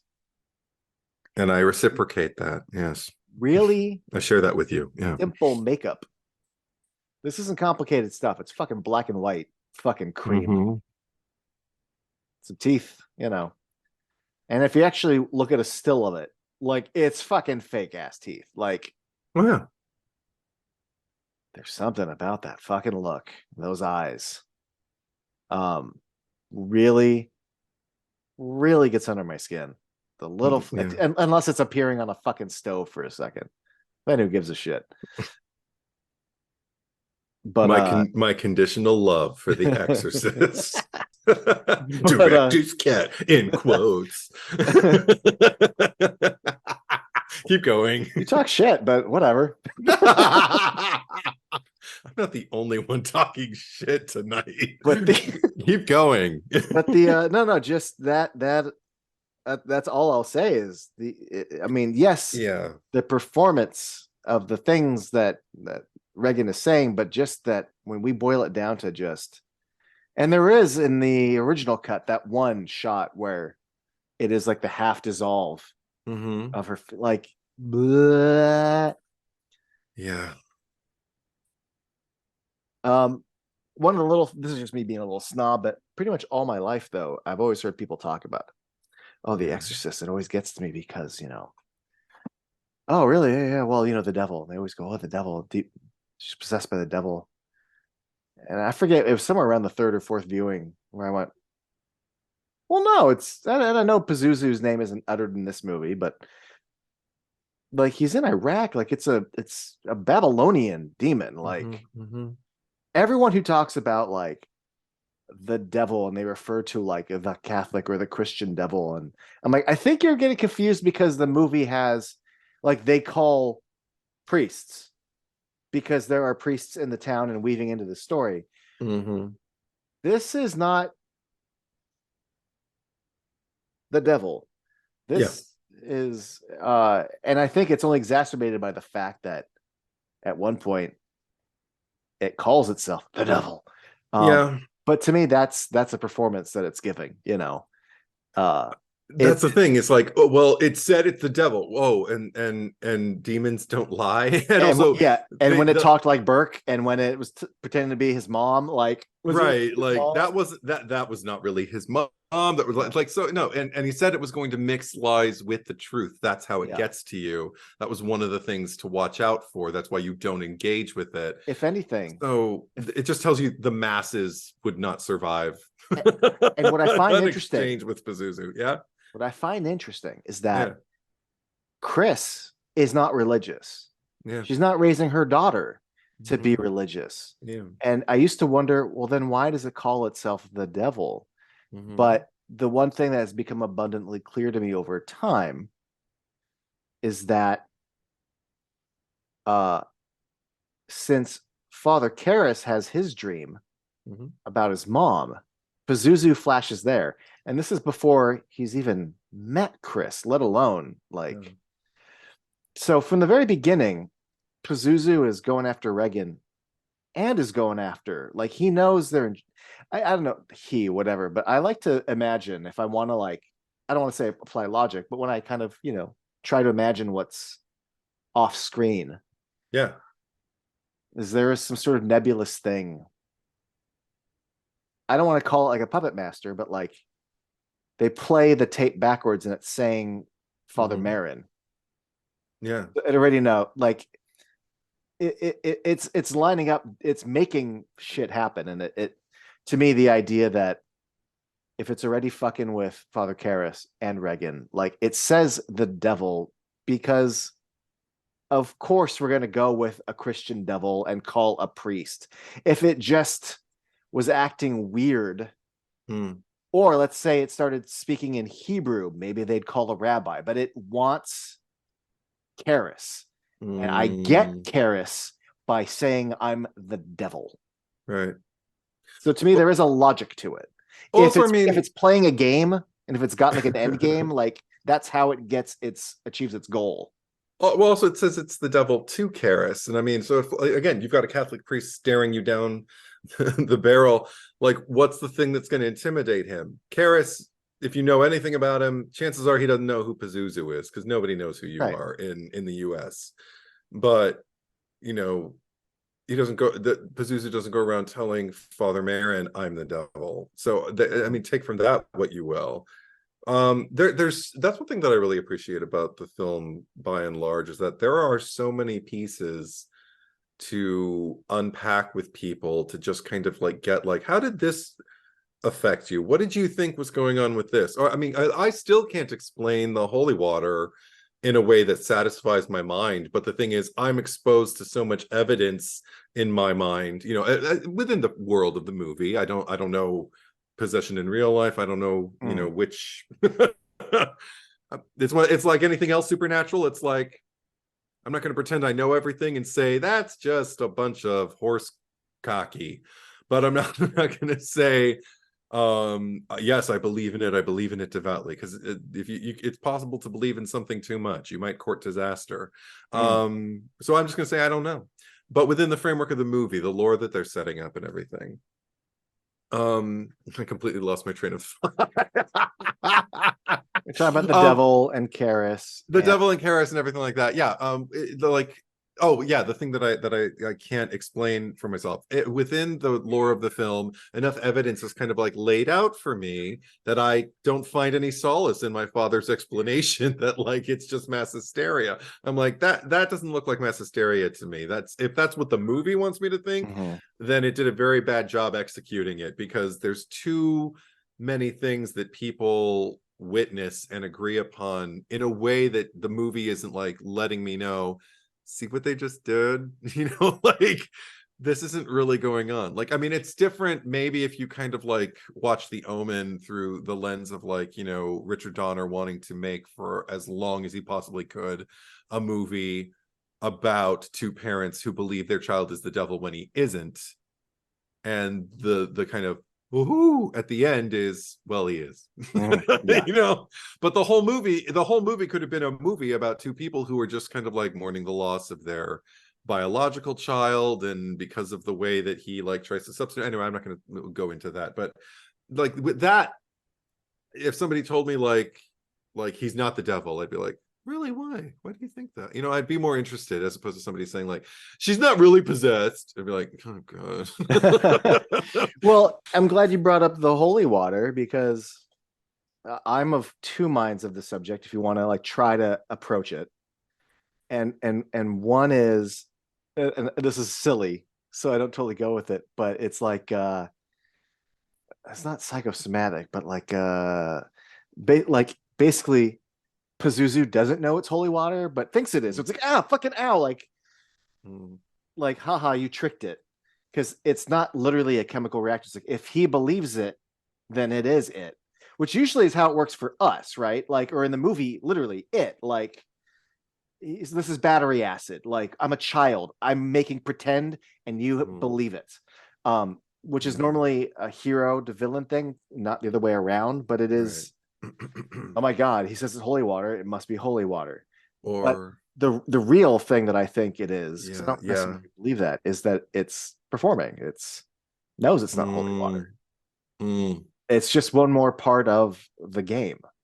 Yeah, and another component that just occurred to me that actually makes me really, really sad, but I'm kind of glad I thought about it. I wish my dad were still around so I could say, what about this angle, Dad? Because we see, you know, this thing inflict a lot of violence on Reagan's body. And it never seems to wince at any of that, from the crucifix to, you know, her area, to even just like when like she's laying up there and they're exercising her, and we just see the cut on the leg, and everyone, it seems to be doing as much damage to her body as possible.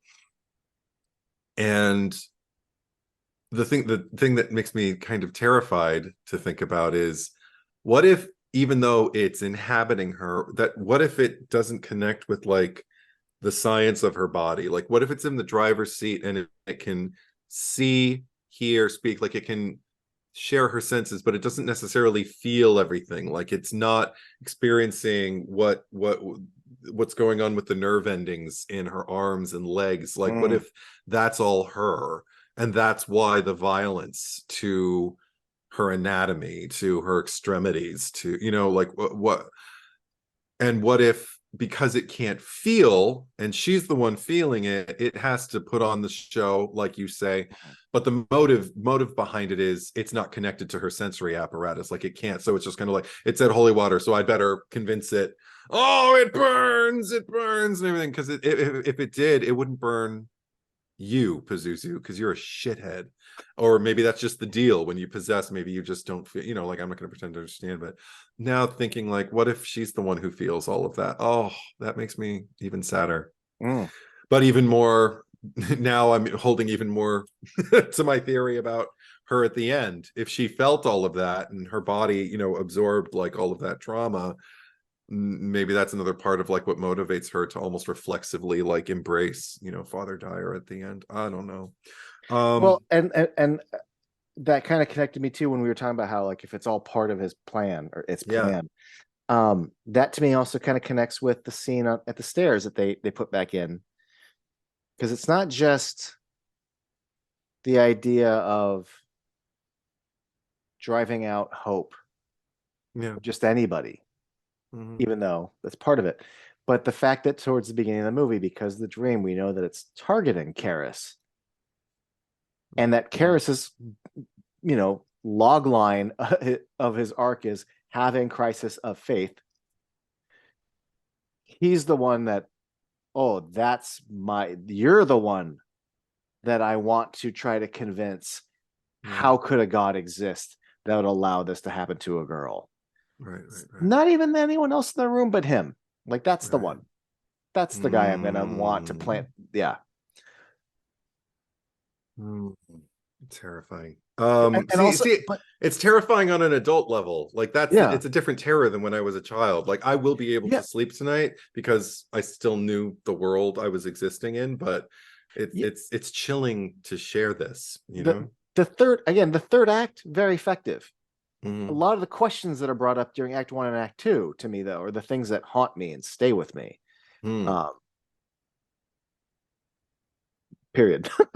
Yeah, I mean, okay. what I also like is not only did Pazuzu kind of seek out these two, but I also love towards the beginning. I just love I love that Chris is filming a scene, and Karis is watching her. Yeah. And then we go with him for a bit. Yeah. And then, like, the very next scene is Chris walking. Yeah. And so it's her moment, and she sees him. Yeah. So, like, within the first 10 minutes of the movie, like, these two, even though they don't meet proper until later, and even though they're both these two stories and they're gonna meet, they're already tied. Like, the little shoelace starts, and they're tethered the whole movie.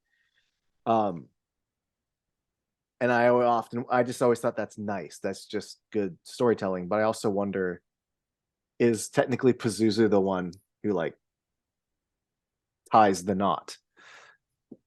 I'd hate to think that Pazuzu's that in control. I feel like, if anything, Pazuzu might just be more attuned to the inevitable. I don't mean that they're in that much control, but just, in a sort of a loosey-goosey way, Just kind of like, oh, these two, they're tied together.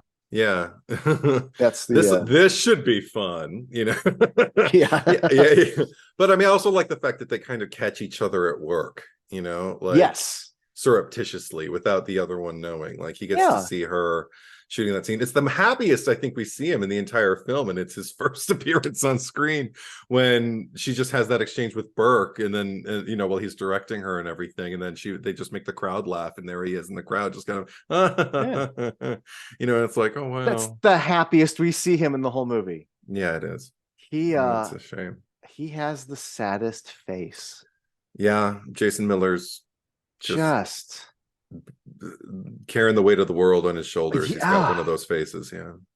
And then as we learn more and more about, him and visiting his mom and and then her health, and then that face, and then he goes and boxes it all out. I mean, I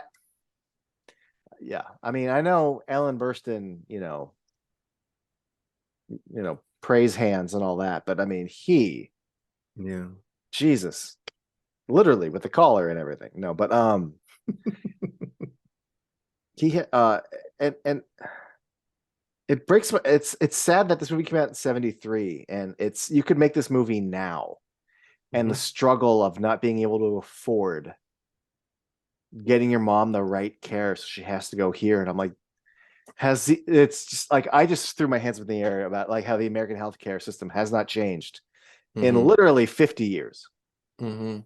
That this problem is still, yeah, Also, he's not that far from his own kind of like stream of this. You don't have to leave your family to kind of experience the horrors of the world or adulthood or anything like that. I am forever angry. I think I'm angrier with his uncle than I'll ever be with what a piece of Pazuzu. shit. Just because, like, okay, number one, you made the decision to put her in this asylum, this facility that she does not belong in because you can't afford anything better and her son can't afford anything better. But you're going to put it all on her son Yep. and blame him to his face for it. And then when it's time to go in and see her, you're going to bail and just talk about, like, if you would have been a therapist, a big old mucky muck thing, then your mother wouldn't have to be in a place like this. Bitch, you put her there. You're her brother. You're supposed to have her back. I get Yeah. so Old Testament angry at that motherfucker. Where's his possession?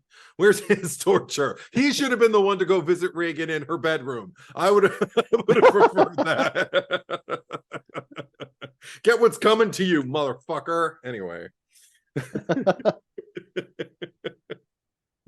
So yeah, he sucks. And of course, it breaks my heart watching her tied to the bed for no reason, and Pazuzu honing in on the straps when he's in Reagan, who is strapped to the bed as Yeah. well. And that's some dirty pool. Like, he really gets inside Father Karras's head then. Like, that's unfortunate. Yeah. I'm just kind of sitting there going, like, this is exactly everything Father Marin warned you about. And Yeah. granted, I don't have my dead parent like talking to me through this, like, little possessed girl who I just saw throw pea soup up on, my new coworker, who I just met, who I been riding this ride for a while now, and I'm just kind of trying to give him a problem. He's just like, I don't need any of that shit. Let's Yeah. get in there. But I've found out there's a few different personalities. There's only one. It's like, Yeah. okay, sorry. No, it's a thing that people will get very upset about, and depending Yeah, on the movie, I can, but generally try not to. But yeah, it's when the logic police go, well, he said, like, Father Marin told you it's gonna lie to you and stuff, so just don't believe it. yeah. So it's not your mom, just don't believe it. Like, no, no, no. But you can try to think that as your pep talk, Mm, but until you actually see your mom in that room, yeah. this is why feelings can override logical decisions, and That's why true. you as a viewer in the audience playing logic police won't always go on that ride, but you need to understand Hmm. how much that overrides, you And when know. you haven't dealt with your own guilt about it, your own feeling, your own grief, even about like the loss of your mother, you've basically been drinking and you've been going to work. You don't want to be a priest anymore, but you're still going through masses. That must make you feel like a hollow shell. And now you've basically been kind of like failing or feeling like you're failing daily with this girl, in her room, and her mother who doesn't want, anyone to know. And everybody's so lost for so much Yeah. of this movie. Look, I'm so glad that it's got that horror punch that it follows through with, though, and I do think it follows through with it, because if it weren't, it would just be a really depressing Yeah. movie. Yeah, Yeah, but all that depressing shit for the first two acts is like that's one of the things I love about this movie. I don't want to call it like yeah, highbrow or elevated horror or anything, but it isn't for the era that of even like Friedkin would talk about, like, I didn't want to make like a horror picture. yeah. And for the most part, you were going on a very emotional, intelligent, grounded, Hmm. smartly directed journey. Hmm. That and that's smart on its own terms. But then when you get to the horror of it all, it just makes it that much more effective. And I can't even begin to, like, I love like thinking, what was it like to like watch Psycho for the when there has never been Yeah. a Psycho before? What the Mhm. fuck does that shower scene play to you in like 1960? You know, and Yeah. when I think about packed theater full of people, and the fact that the Mm. other movies that maybe steer you, they play with shadows, and is this not this like here is a girl, she is floating, she is puking, we are not, the camera's not panning away and letting you Right. use your imagination. It's like she's floating, her eyes are rolling back in her head, and you Mhm. are forced to watch it. You are Mhm. forced to be in that room with it, to hear her. Like there is no escaping it. And I have to imagine, for an audience that's never seen something like that before, like I get the fervor, I get Yeah. how a whole generation was like, oh my God, The Exorcist. And how a generation or two after, people are like, oh, it's not that scary. Unless, you know, you go on the ride or not. But like Right. Right. that, there is no, you don't get to like have a little way out. Like that third act does deliver the goods Yeah. if you're Yeah. looking for the goods. Hmm. And also I don't feel like the first two acts are either just kind of like flat and it's like it does amplify like throughout, like it continues to raise the temperature throughout the film and build Oh toward, yeah. you know, each steep feels very intentional. I don't know where I'm from. I don't either. But no, I mean, like just with it within, you know, the structure, like I feel like William Friedkin had us as the audience very much in mind as he was building the progression of this film, and I love that. And I mean, I love that in any way that it manifests, any kind of anything, anytime I feel like a director is crafting something with me in mind, you know, Mm. as the audience, that it's like, thank you so much for not just coming and going like, well, I wanted to tell my tale, and you know, like I've wanted to tell this story for the longest time, and I just, oh, here's my story, and it's like it's the same film you've made 16 times, but like now you want to give us something, you want to tell us something and have us witness it and have us affect it, you know, affected by it, so you know you need to like kind of build those peaks and valleys, and you but it's also things that happen in the third act can't possibly happen in the first. I'm also glad that it starts with such a baseline. A lot of people, I've seen a lot of, you know, millennials and younger do movie reactions to The Exorcist, and the line that gets towed these days seems to be from a lot of them, with the Iraq stuff, they're just kind of like, not scared yet. And I'm like, you're not supposed to Supposed to be. be. Yeah, I mean, if anything, you're just supposed to kind of like wonder and just kind of feel maybe some tension, like, why is he attracted to this thing? Well, Why are those dogs fighting? What is that statue? What is mhm. his experience that he's had? He seems to know exactly what is happening to him. Also, oh, he's in poor health. Like you're just getting little tidbits that will pay off later. It's called filmmaking. You Yeah. know?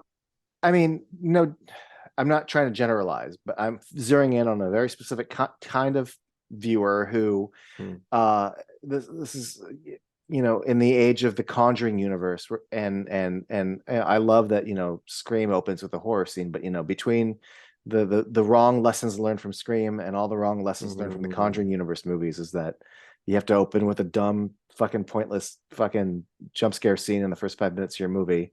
The Right. horror has to start right away, and that's how you beget. And if those are the only kind of things you're exposed to, and if that's what horror is to you, Yeah. but that's precisely why I like this movie, is that it unfolds. If that's your mentality, don't ever read a Stephen King book, because you're gonna go through the first half of the book going, "Well, I'm not scared yet." Oh God. You're not gonna be for a while. Guess what? You need to like meet characters and go on a journey, Exactly. and if anything, if you're fucking not stupid, Yeah. 90 minutes later, when they're talking about Father Marin Mhm. and how he encountered something he did an exorcism 10 years before, then you go, oh, And that's that why. and that it nearly killed him. That's why he's taking them pills. And it's like, oh God, And it's so I, that look on his face when he's meeting that guy and the clock stops, Like I'm already like, oh my You god. you just gave me goosebumps. His performance gives me goosebumps. Yes. Like No, Max von Sydow. Oh, yes. yeah, Yes. no, Like, and he's not even that old. When I was younger and I saw it on like VHS and everything like that, I thought he was really that old. Now you yeah, watch it in HD, it's clearly makeup. I still think it's a good job, I particularly for know. the time. But like when I was a kid and I saw him at the Oscars, I saw footage of him at the Oscars. I'm like, hello. Yeah, I had the And I was same. a kid. I didn't have the hello, but I remember being very aware that like, oh, he's an old man.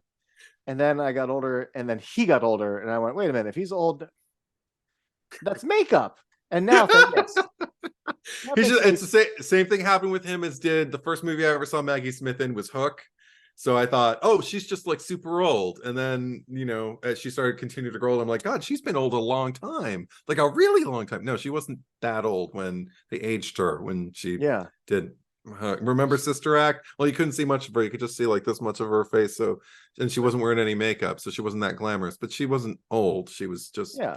not, One of my favorite versions of that is Emperor Palpatine in Return of the Jedi. That's all makeup. And then 25 years later, he then got old enough to play the young version of that character because Yeah. and now he's that old. Like, got it, Yeah, it's fun stuff. Yeah. Um, the other thing, I've never read the book, but one Me of the things I neither. also respect about the movie, aside from just being smart and not just trying to scare you in the first 5 minutes, is it's just the way everything unfolds, and there's not enough movies that just unfold naturally because there's full, especially in horror, people making decisions where you go, whoa, why are you splitting up, or why are you going there? That doesn't Yeah. make any sense. But I actually had to write down like the path. It's like things are happening with her daughter. She goes to see a doctor. Doctor says, "Nah, we don't need to go see a psychiatrist." But then doctor stuff doesn't work. Second trip to the doctor, does a house call, Mm. sees some shit at the house call, and goes, "Okay, what we do, not going to help. Maybe you should see a psychiatrist." Goes to see a psychiatrist. That doesn't seem to work out. Comes home, the cupboard. Maybe they go. Maybe you should see a priest. Not like for realsies, but if they believe, then maybe a priest would help. But by the time records are flying and her head's turning around backwards, then it becomes, okay, shit, maybe I should go see a priest. Like it, boom, boom, boom. None of it ever feels like anything got rushed or is No. unbelievable. No. And I want to see stories unfold. And even with the holy water, he's like, fine, I'll come to your house because she's such a mess when they're meeting. Yeah. How do you Yeah. not go to her house just to check it out? Just Yeah. to maybe see what is happening in this woman's life to Yeah. drive her to this point. Mm-hmm. But then you try the holy water trick and you're like, I don't know. Yeah. And even then, I don't know, I need you to come here and see this. Why am I coming here? And it says, help me. Yeah. And then you go, shit, maybe I Mm-hmm. do take this up the ladder to the bishop or whatever. Yeah. Like, Yeah. there's always a thing that you go, and then they go, but and then it's doop, boop, beep, bop, boop. It's every step. And it all goes the way a smartly written story would. And it also Yeah. goes the way the characters would. So it's just good writing from a character believability and also from a structure. Good job. And on top of that, it does something that I feel like a lot of movies did subsequently wrong, which is kind of like put a lot of disbelief into basically like the first 2/3 of your movie. Oh, yeah. And They there don't are start and go, we need to call an exorcist. Like, no, but there are so many movies that build in disbelief into the first two acts, and it drives me up the wall because the way they go about it is not the way most people do. This movie, like you said, it feels natural, the progression, the intensity of it, getting to the point where it's like, well, what if we go here? What if we try this? Well, we could try that. Yes, you're weighing pros and cons, and the audience is with them the entire time. There's no one point where we're just kind of like, you fucking idiot, or at least me. right. I don't know who else is feeling that. But I do sit through a lot of movies where one person says that like something's happening to me, and other people just kind of go like, now calm down. What you know, you've been through something traumatic. Of course, it's to be understood. It's like, why are you talking to me like I'm a fucking infant? And then, you know, and then they just go crazy for 2 acts. And then at the third act, you know, they're just saying like, oh my God, there's, you know, like ghosts shaped like shoes, you know, trying to eat my face. And people are like, no, you're just traumatized because those shoes were thrown at you when you were in kindergarten. It happens to everybody. It's perfectly natural, but I got to get back to my shift. So, and then at the third act, all of a sudden shoes are trying to eat everybody's face. They're like, oh my God, I believe you. So No, this isn't that. No, this it's is just not not that. But they also, the other thing similar to what you're talking about is when the occurrences are too, and it's usually because they're trying to make it scary, Yeah. that it's too supernatural for me to believe that someone would go, oh, I don't, you know, like if they had Reagan levitating and crawling on the wall in Act 1, and then they're like, we should go see a doctor. You're like, what the fuck, you know? Exactly. But the fact that like her flying off the bed like that, and then you could see a mother be like, no, talking to the doctor.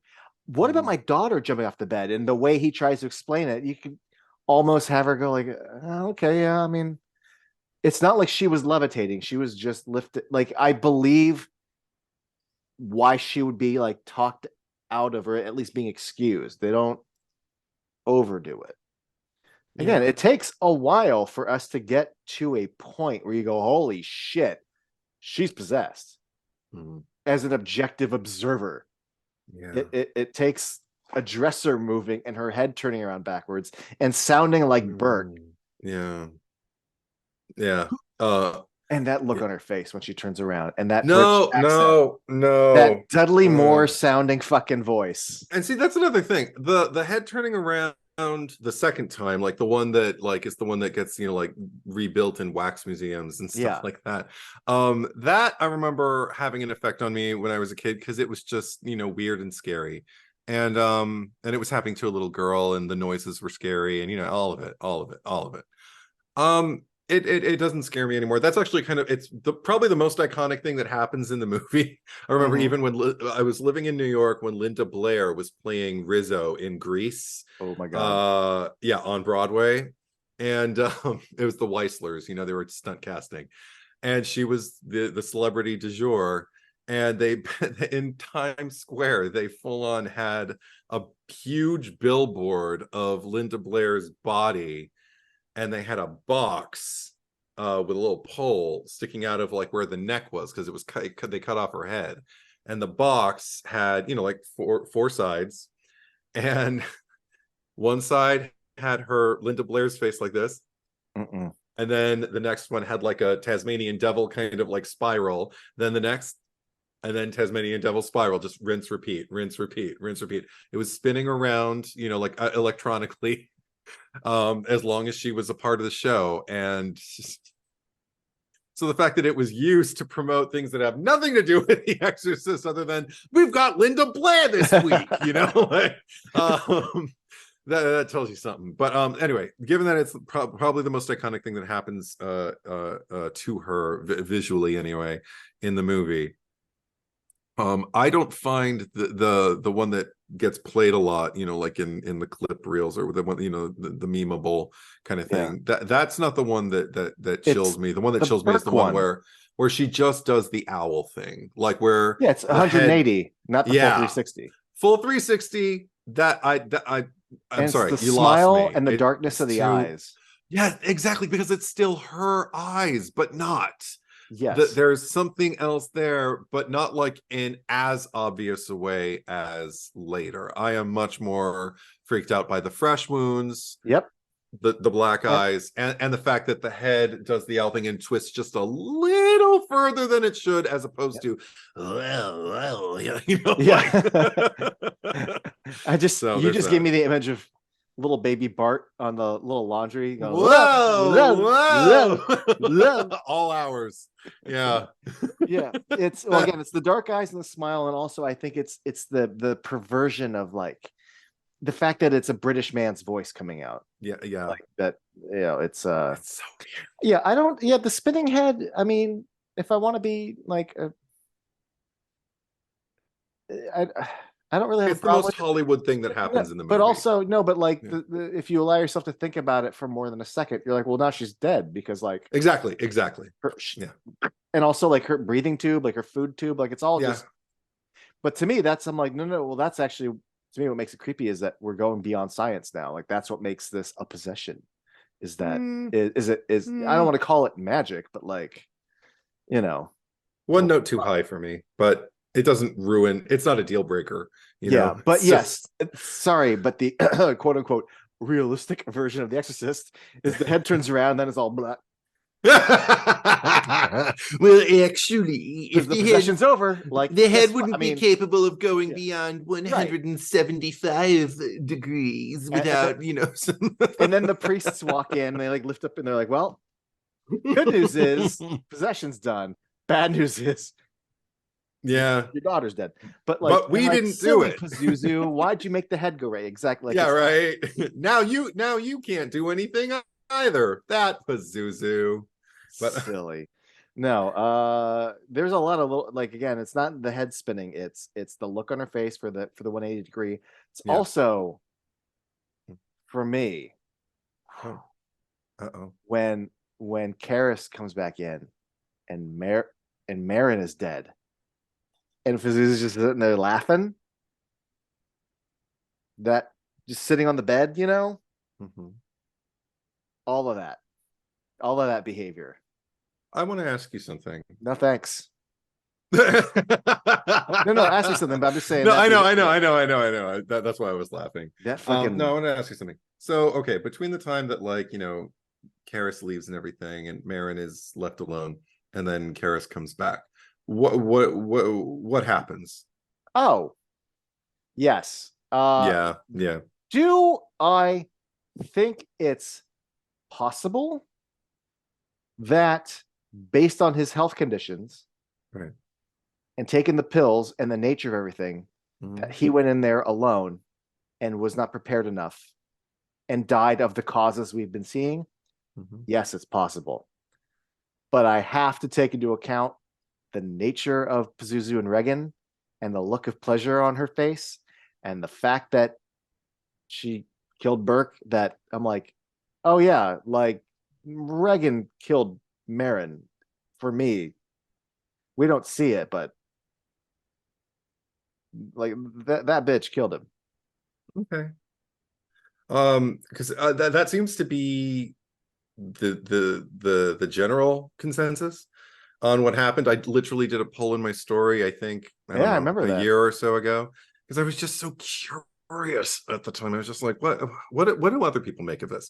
It's plausible though that he just well, this is the thing, because there was an astounding majority of people who believed, and I think I even said, don't take into consideration, because they kind of go into it. We get like a peek behind the curtain, as it were, in Exorcist 2, and spoilers. Apparently, in their version, she did like full on with his heart and like kill him, and I'm like, okay. But so I said, that aside, like, don't bring up the sequel, but like, just what do you believe happened? And still an astonishing majority of people thought that. The only reason I don't is wait because a majority of people believe that Reagan killed Marin, okay, and that he did not die of natural causes. And I just kept like copying and pasting and you think he my argument, because this is the thing. The only reason I think so, and I don't remember, I haven't, I did for this pod, I rewatched the version you've never seen, and that you have, but you know what I'm talking about.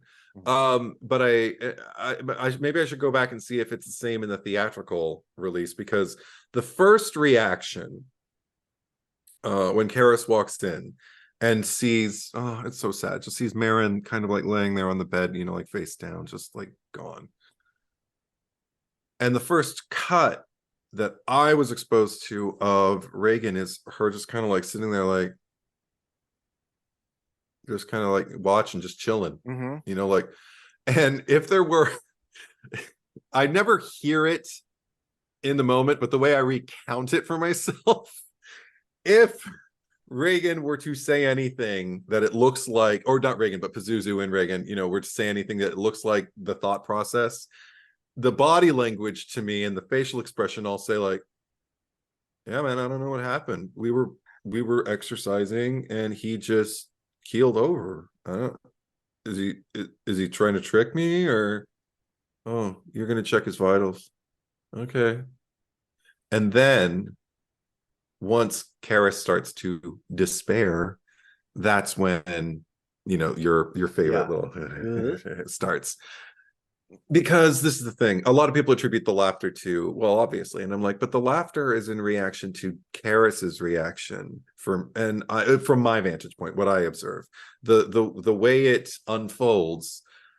There's I remember my sister for a while used to wonder, I don't know how she feels about it now, I should ask her, but she used to wonder, is there still some humanity like to that? Is that like also maybe Reagan like not knowing what's going on and kind of seeing through Pazuzu's eyes, as it were, like what's going on? I never got a strong sense of that, but for me, it just, there wasn't immediate, it was so just kind of like, I'm as surprised as you are, man, like.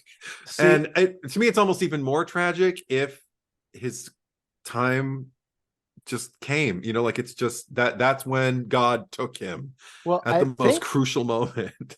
what's funny is I think when you put that poll up, I think I voted what you're saying, but on this recent viewing, it feels more, at least for me now, Yeah. That Reagan did it. Because Okay. here's my, not counterpoint, but the way you're describing the posture, and to me that's artifice, that you're twisting the knife by pretending.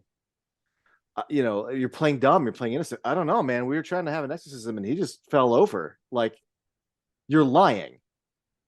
You're saying that because you killed him and you're playing innocent. And that to me is perverse. And to me, I would totally believe that attitude is mean and playful. I always go with whatever option, number one, whatever option makes more sense to me, given, the evidence visually and story-wise and everything like that, and the performance. But also just like, usually if it could go either way, I tend to go with what interests me the most. I'm, me, king of headcanon. Sure. And I don't know, I just find it so much more interesting if it's just what happened. And once, it's established, oh yeah, he's gone. That's when this is just kind of like, oh shit, oh fuck, like that's when the insensitivity and the the joy in the face of like others' despair like really just starts to kind of like gel and just solidify and everything like that. And that's why Karis has to. I never thought. I also, that's the thing, I never felt like Karis doing it out of like revenge for killing Marin. It went like, now that Marin is gone, I have one like last bullet in my belt because I can't do this alone, so I'm just going to do the opposite of everything Marin told me to do and just give into like surpassing like passion and aggression and just punch this little girl a few times to make it uncomfortable enough for this demon, and to just tell it to take me, and then I'll, kill myself. Hopefully it won't, just overtake me and then like, that was the plan the whole time, like, or, I don't know. But now look what I can do, like Ursula with King Triton's, tridents, just kind of like, no, I am the ruler of all Georgetown. But I don't know. I mean, that would be pretty badass, like a full-on like giant possessed like Damien Karras, just lording it over all of Massachusetts or something. I don't know. I've got a plan. I'm going to go to DC. Yeah, right. And then next stop, the country, and then the world. Yeah, right. And then they could just call it like When Damien Met Damien. Like we get an Omen and Exorcist crossover. Oh, now I want that. I want this fanfic graphic novel. Yeah, because the name being Damien, I was like, oh, that's interesting. Yeah, for either side of the aisle, as it were. There's Damien of Exorcist, who's more all right, and then there's Damien of the Omen, who's more Oh yeah, I know. Yeah. But okay, that's interesting. I'm always interested in hearing people's response to Yeah, that question. yeah. My only last thought on that is like why I still go, oh yeah, but if he does go in there and succumbs to things, Yeah. I'm fine with that because you planted all the seeds for it. He's taken the pills. They said he's taken the beginning. It's all there. Mm-hmm. So it's not like you're grasping for straws. In fact, it's a payoff. But also, if you want, that's why you left it like, no, no, we laid the breadcrumbs for you if you want to believe it. But we were ambiguous, but you're not grasping at straws. We gave you the Yeah. evidence if you want to go there. I wonder how it reads in the book. I wanna read the book now. Every time I talk about this movie in depth, it's like, oh, I really need to read that book. And Yeah, it scared my mom when she read it back in the I day. bet, dude. She couldn't read it at night. Okay, She's tried and she could not. full disclosure, I watched the like the third and fourth and fifth time I watched this movie. I Yeah. was a fucking idiot. I watched them all like at midnight. Yeah. Yeah. So I was Yeah. always ending the movie at like 2 or 3 in the morning. And I was No. terrified just to walk down the hall and go to the bathroom at night. When I watched it this time, I mean it was gray and spooky outside, but it was morning. But Yeah. talking about this movie now at nighttime, there might be times in the video where you might see me like just kind of looking over my shoulder in the camera because like I'm very like, nah, no, she's giggling and she's spider walking like, like I need to go watch something happy after this conversation. So I don't know if I could ever, if I ever read the book, it'd have to be in the daytime because Oh. Yeah. like here, okay. I would read it at night though, because I'm still dumb that way. Oh, so here's arbitrary side story. Yeah. Fall of House of Usher coming to Netflix very soon, Mm. very soon. Hmm. I have uh, the complete fucking fat book, complete works of Edgar Allan Poe, Hmm. and I've read a lot of Poe. For some reason in my life, I've never read Fall of House of Usher. So one Yeah. night, one of those, what happens to me sometimes if I go to bed too early, Hmm. then I'll wake up at 3 or 4 in the morning. Mm. So it was like 3:30 in the morning, and I'm like, you know what? Let's read Fall of House of Usher. And you know what? I got goosebumps from reading it at night. Like it was very Oh, effective. And nice. it's the magic of like Poe and just the Hmm. language and just Yeah. oof. So yeah, I would never read The Exorcist at night. I would give it a shot. Like I think like my mom had a problem with it. She had to start reading it during the day, and even that, then she was still scared of it. She always spoke about the book, and she still does when she brings it up. But she always spoke about that book as if it were, like we're that book, kind of thing. Mm. And she's a pretty rational person, like so. I don't know. We'll see. I mean, I have been scared by books before, so I could Oh be. fuck yeah, I have. And it's also, I mean, in some ways, like it is kind of a lot easier. Maybe I don't know about easier. Maybe it just there is something to being scared of a book because you are picturing it all yourself, but also like because it's inside you, and that's where like you're getting it from another place, but you're the one conjuring it all up. So you're left with the images. Whereas taking in someone else's image, you can shut your eyes. You can, change the channel and watch something else. But when something's Yeah, in your head, it's harder to shake. It's harder to yeah, shake. It's because why you're people feeling it. yeah, Yeah, it's why something like The Telltale Heart, to stay on Poe, is because it's something inside you. It's something that you can't fight. You can't just kind of like shut it off. It's why, guilt about something that you did or said, or anger at somebody about something they did or said, like still like kind of like lives with you, because you can and I do this too. I sometimes, against my better judgment, I'll give into a few seconds of like morbid speculation or morbid fantasy, and I'll just have an argument with someone in my head who I'm already mad at, and they ah, will say all the wrong things, and I will get so much madder, and I'll be like, what am I doing? I am literally loading the gun that I'm aiming at this person in my head, like with all of this stuff. And I don't want to do that because I don't want to bring any of this up in a fight because they didn't say this. They didn't do that. They weren't, as insensitive or stupid as I'm making them out to be. Okay, I need to talk to them. And then, anyway.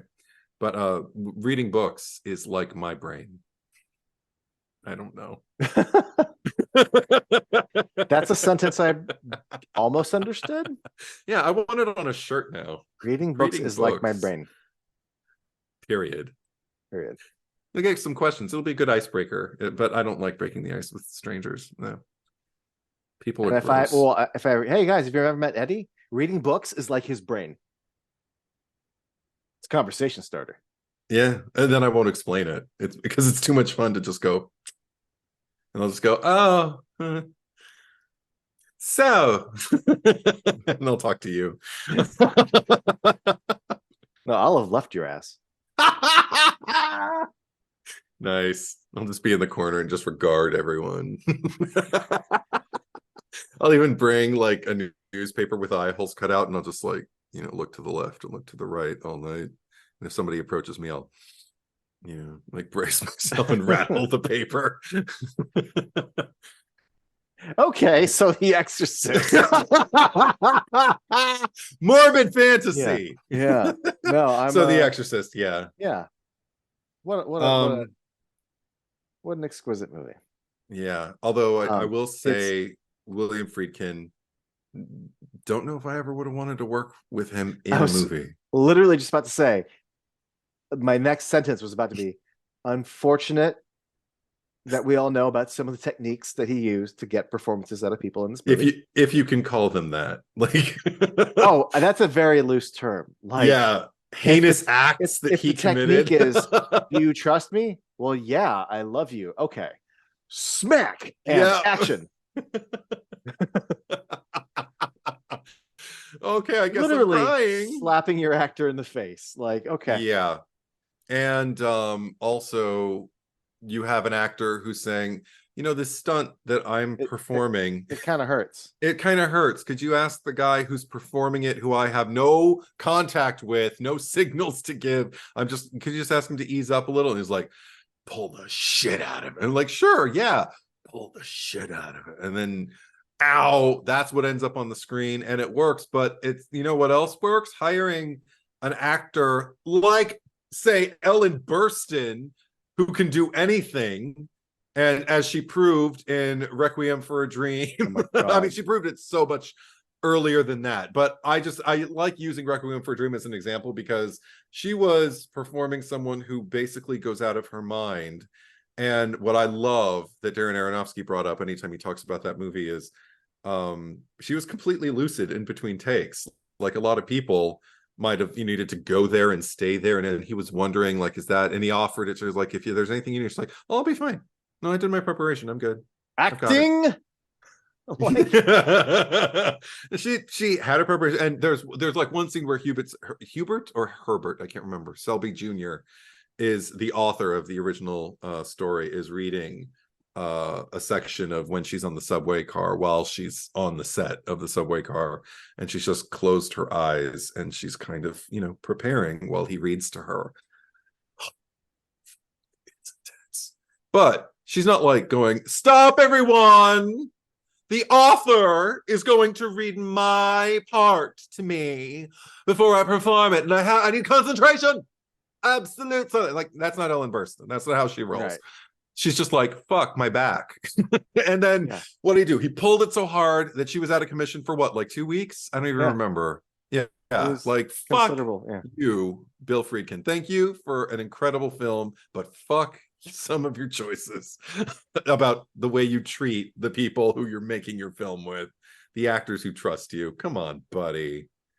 Linda Blair with the it hurts, it hurts, and one of those takes, it was really hurting her, and there's no way for her to communicate that when she's panicking, and the machine that is like making her go backwards and forwards is hurting her. What are you gonna do? I don't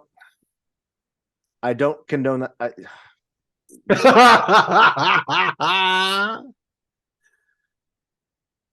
The French Connection and The Exorcist are two of the best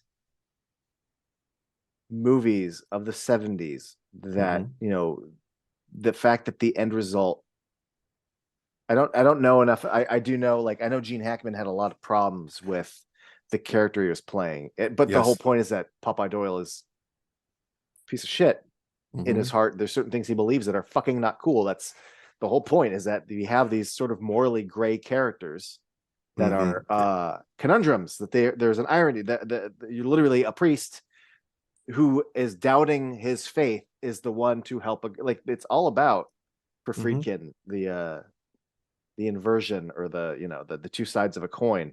To have these movies that are so well crafted, but then you find out about some technique. Again, really loose term. I can't condone it. No. Don't support it.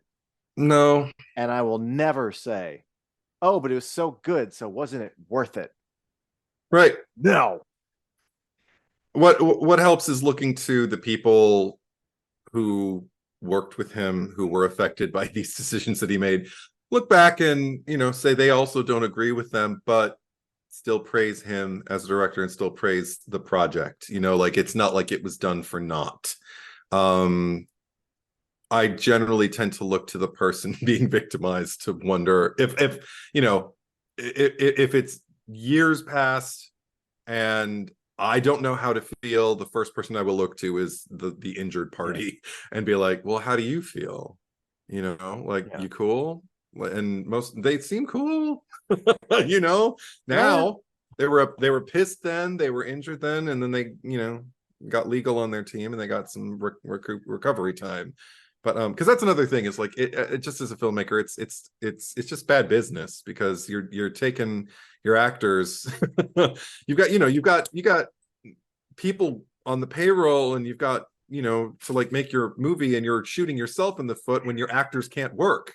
Because of something that you made, something that was your call. My cat's going crazy right now. Every day that you're not shooting, that's money being burned. And opportunities just kind of, and if you can't reschedule, or if that set isn't done being built, or that location isn't available, even though you're now off for 3 days, but there's a million. And I also, as someone who acted for a very long time and had to work under a lot of directors who never been to an acting class, didn't have a clue how to talk to actors or deal with them. So when in doubt, just manipulate. And it got really bad with a lot of really uneducated filmmakers, if we can call them that. And it's just a shame. Like, again, like, people who emulate the mistakes more so than the things that actually kind of like they got right. Like, I'd look at, if we're talking technique, look at what the camera's doing, look at what we've talked about it before, like directors who interest me.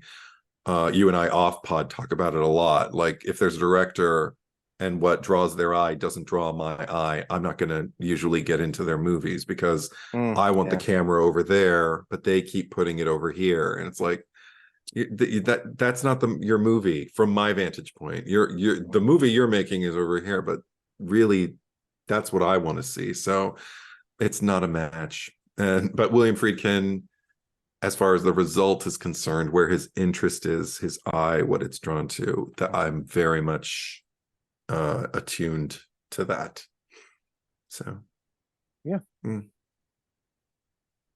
got anything else? No. Okay.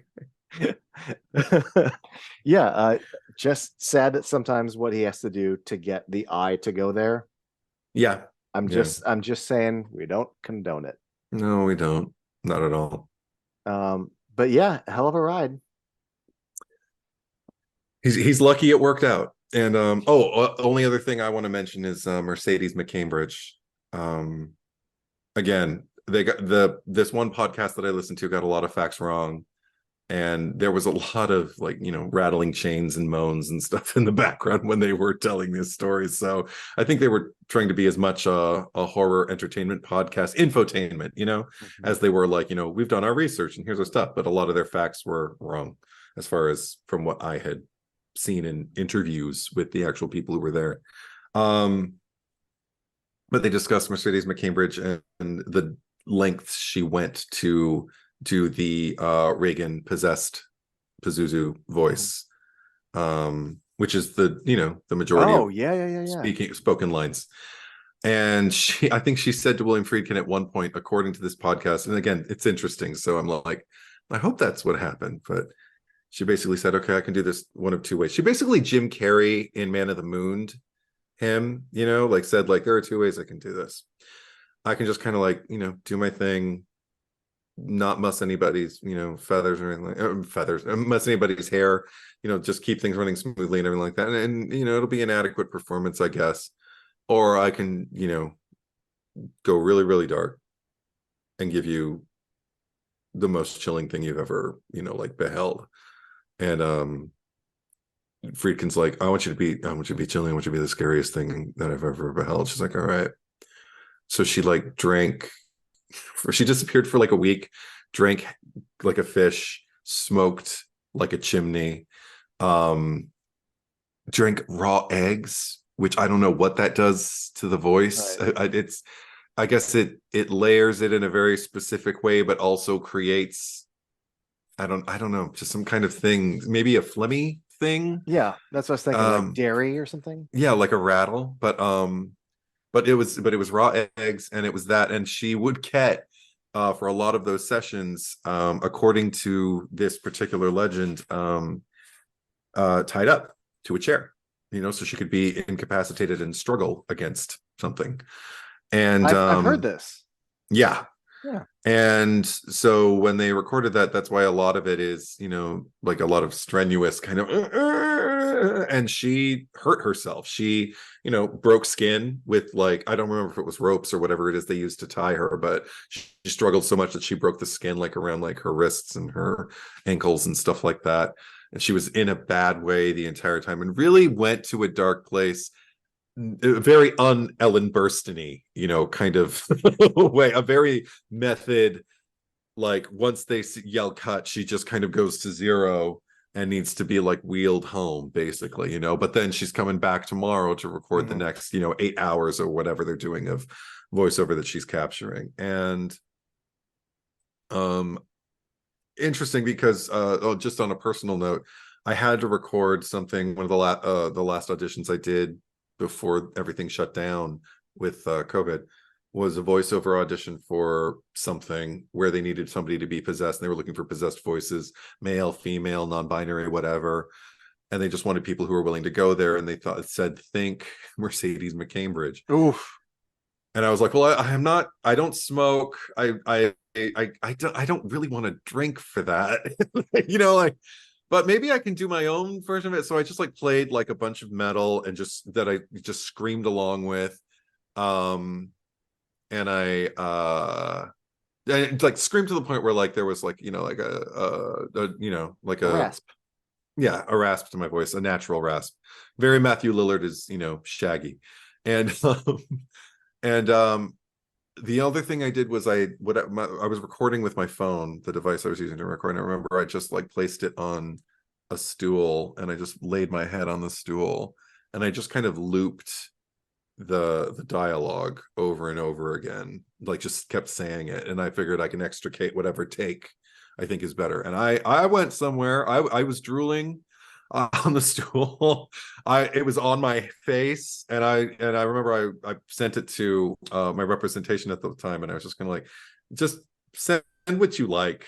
And she's like, and she sent me an email back like about 45 minutes later, just saying like, thank you for freaking me out. I chose 2 and 3. Like, okay, cool. Thanks. She's like, because after that, you got a little unhinged. I'm like, I know, right? And I didn't get it, but I just wanted to share that because it was unhinged. It was nice to kind of like, not necessarily go the Mercedes McCambridge route, but just kind of, like, ask yourself like what does that voice sound like to you, like what's behind it, also to speculate about that kind of thing. And yeah, I think that story, like I heard that story, I think it's in, did you ever see A Leap of Faith? It's the William Friedkin documentary where it's just like Him talking about The Exorcist. No, no, I didn't see that. I No. could have sworn he tells that story in that. I think Okay. it's on. It might be multiple places now, but I think at one point it was like a Shudder exclusive.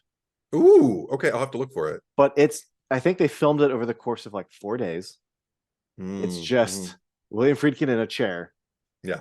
talking about The Exorcist. Oh my God, that's amazing. It is. It's pretty good. Okay, cool. Um, Actually, before we go, two little things I remembered. Yeah. Just really quick. Father Dyer. Yeah. Um, I don't get vibes like this toward like in any other scene but the dinner party. Mm. I get such Paul Lynde vibes from him. Like when he's at the piano. I forget what that line is that he like. I don't remember the whole thing. I just remember just kind of like, and I'm the headliner, and they love me. It's so Paul Lynde.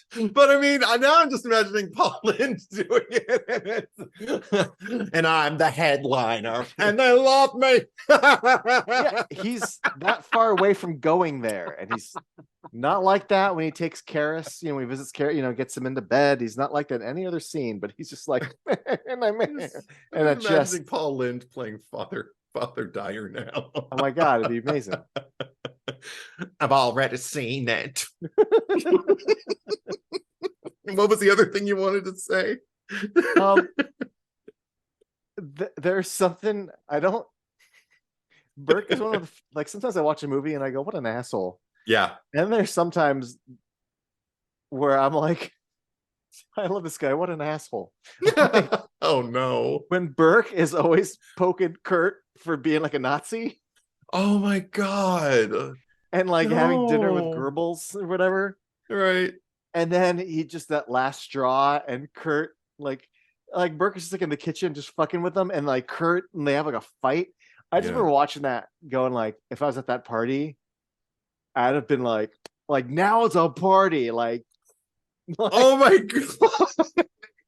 Like I'd been like granted I'd only been like in my early 20s, but like I would have been laughing and being like, this is a great night. Like that Burke, what a dick. I love him. See, all I think then is just like, oh, they're the dogs. The dogs that were fighting at the Pazuzu statue. It's manifesting. It's to show that like it's starting to infect, the house and the space. But that's what I always got from it. Also, it was one of the things from the video essay, the aforementioned video essay, where it said something about like that's an example of Burke pointing the finger at like who the real villain is because it ain't him. And I'm like, no, I just think he's a dick.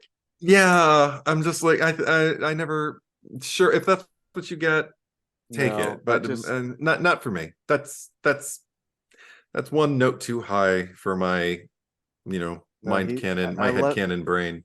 Yeah, no, I think he's this interesting mix between like William Hurt and Dudley Moore, and he just likes to like poke. I just love it. Imagining Dudley Moore just going, I'm funny. You Nazi! I can't do Dudley Moore. There's much more of that kind of thing. I can't. I'll work on my Dudley Moore impression for whatever. For next Dudley time. Moore. Yeah, for next time. When we do the Santa Claus or Arthur or not like the Father, Santa like Claus. Son. Santa Claus the movie. Santa Claus the movie. Yeah. You said the Santa Claus. Oh shit. Whatever. I tried revisiting Santa Claus the movie. The magic doesn't work when you're not a kid. Yeah, I don't know. I haven't seen it since theaters. I haven't seen it since theaters, but did you like it? Yes, you loved it. I loved Act 2 when like it's the new Santa and the sleigh and the like all the candy canes that make you fly. I was really bored for the first half, which is like a very traditional origin story of like how Santa Claus. It's the Salkinds were like, let's treat Santa like Superman. Totally, absolutely, but yeah, didn't work. Yeah. Anyway, The Exorcist worked. It did. Let me say that. So thanks for joining me, Eddie. Oh, thank you for inviting me, John Carlos. And we'll be back. I mean that sincerely. We will. I said I mean that sincerely. Thanking you. I know it Oh always yeah, sounds like I'm being insincere. Insincere. I'm getting sincere. You need tired. to We go to should sleep, go. sir. Yeah. Yeah. Until next time, bye.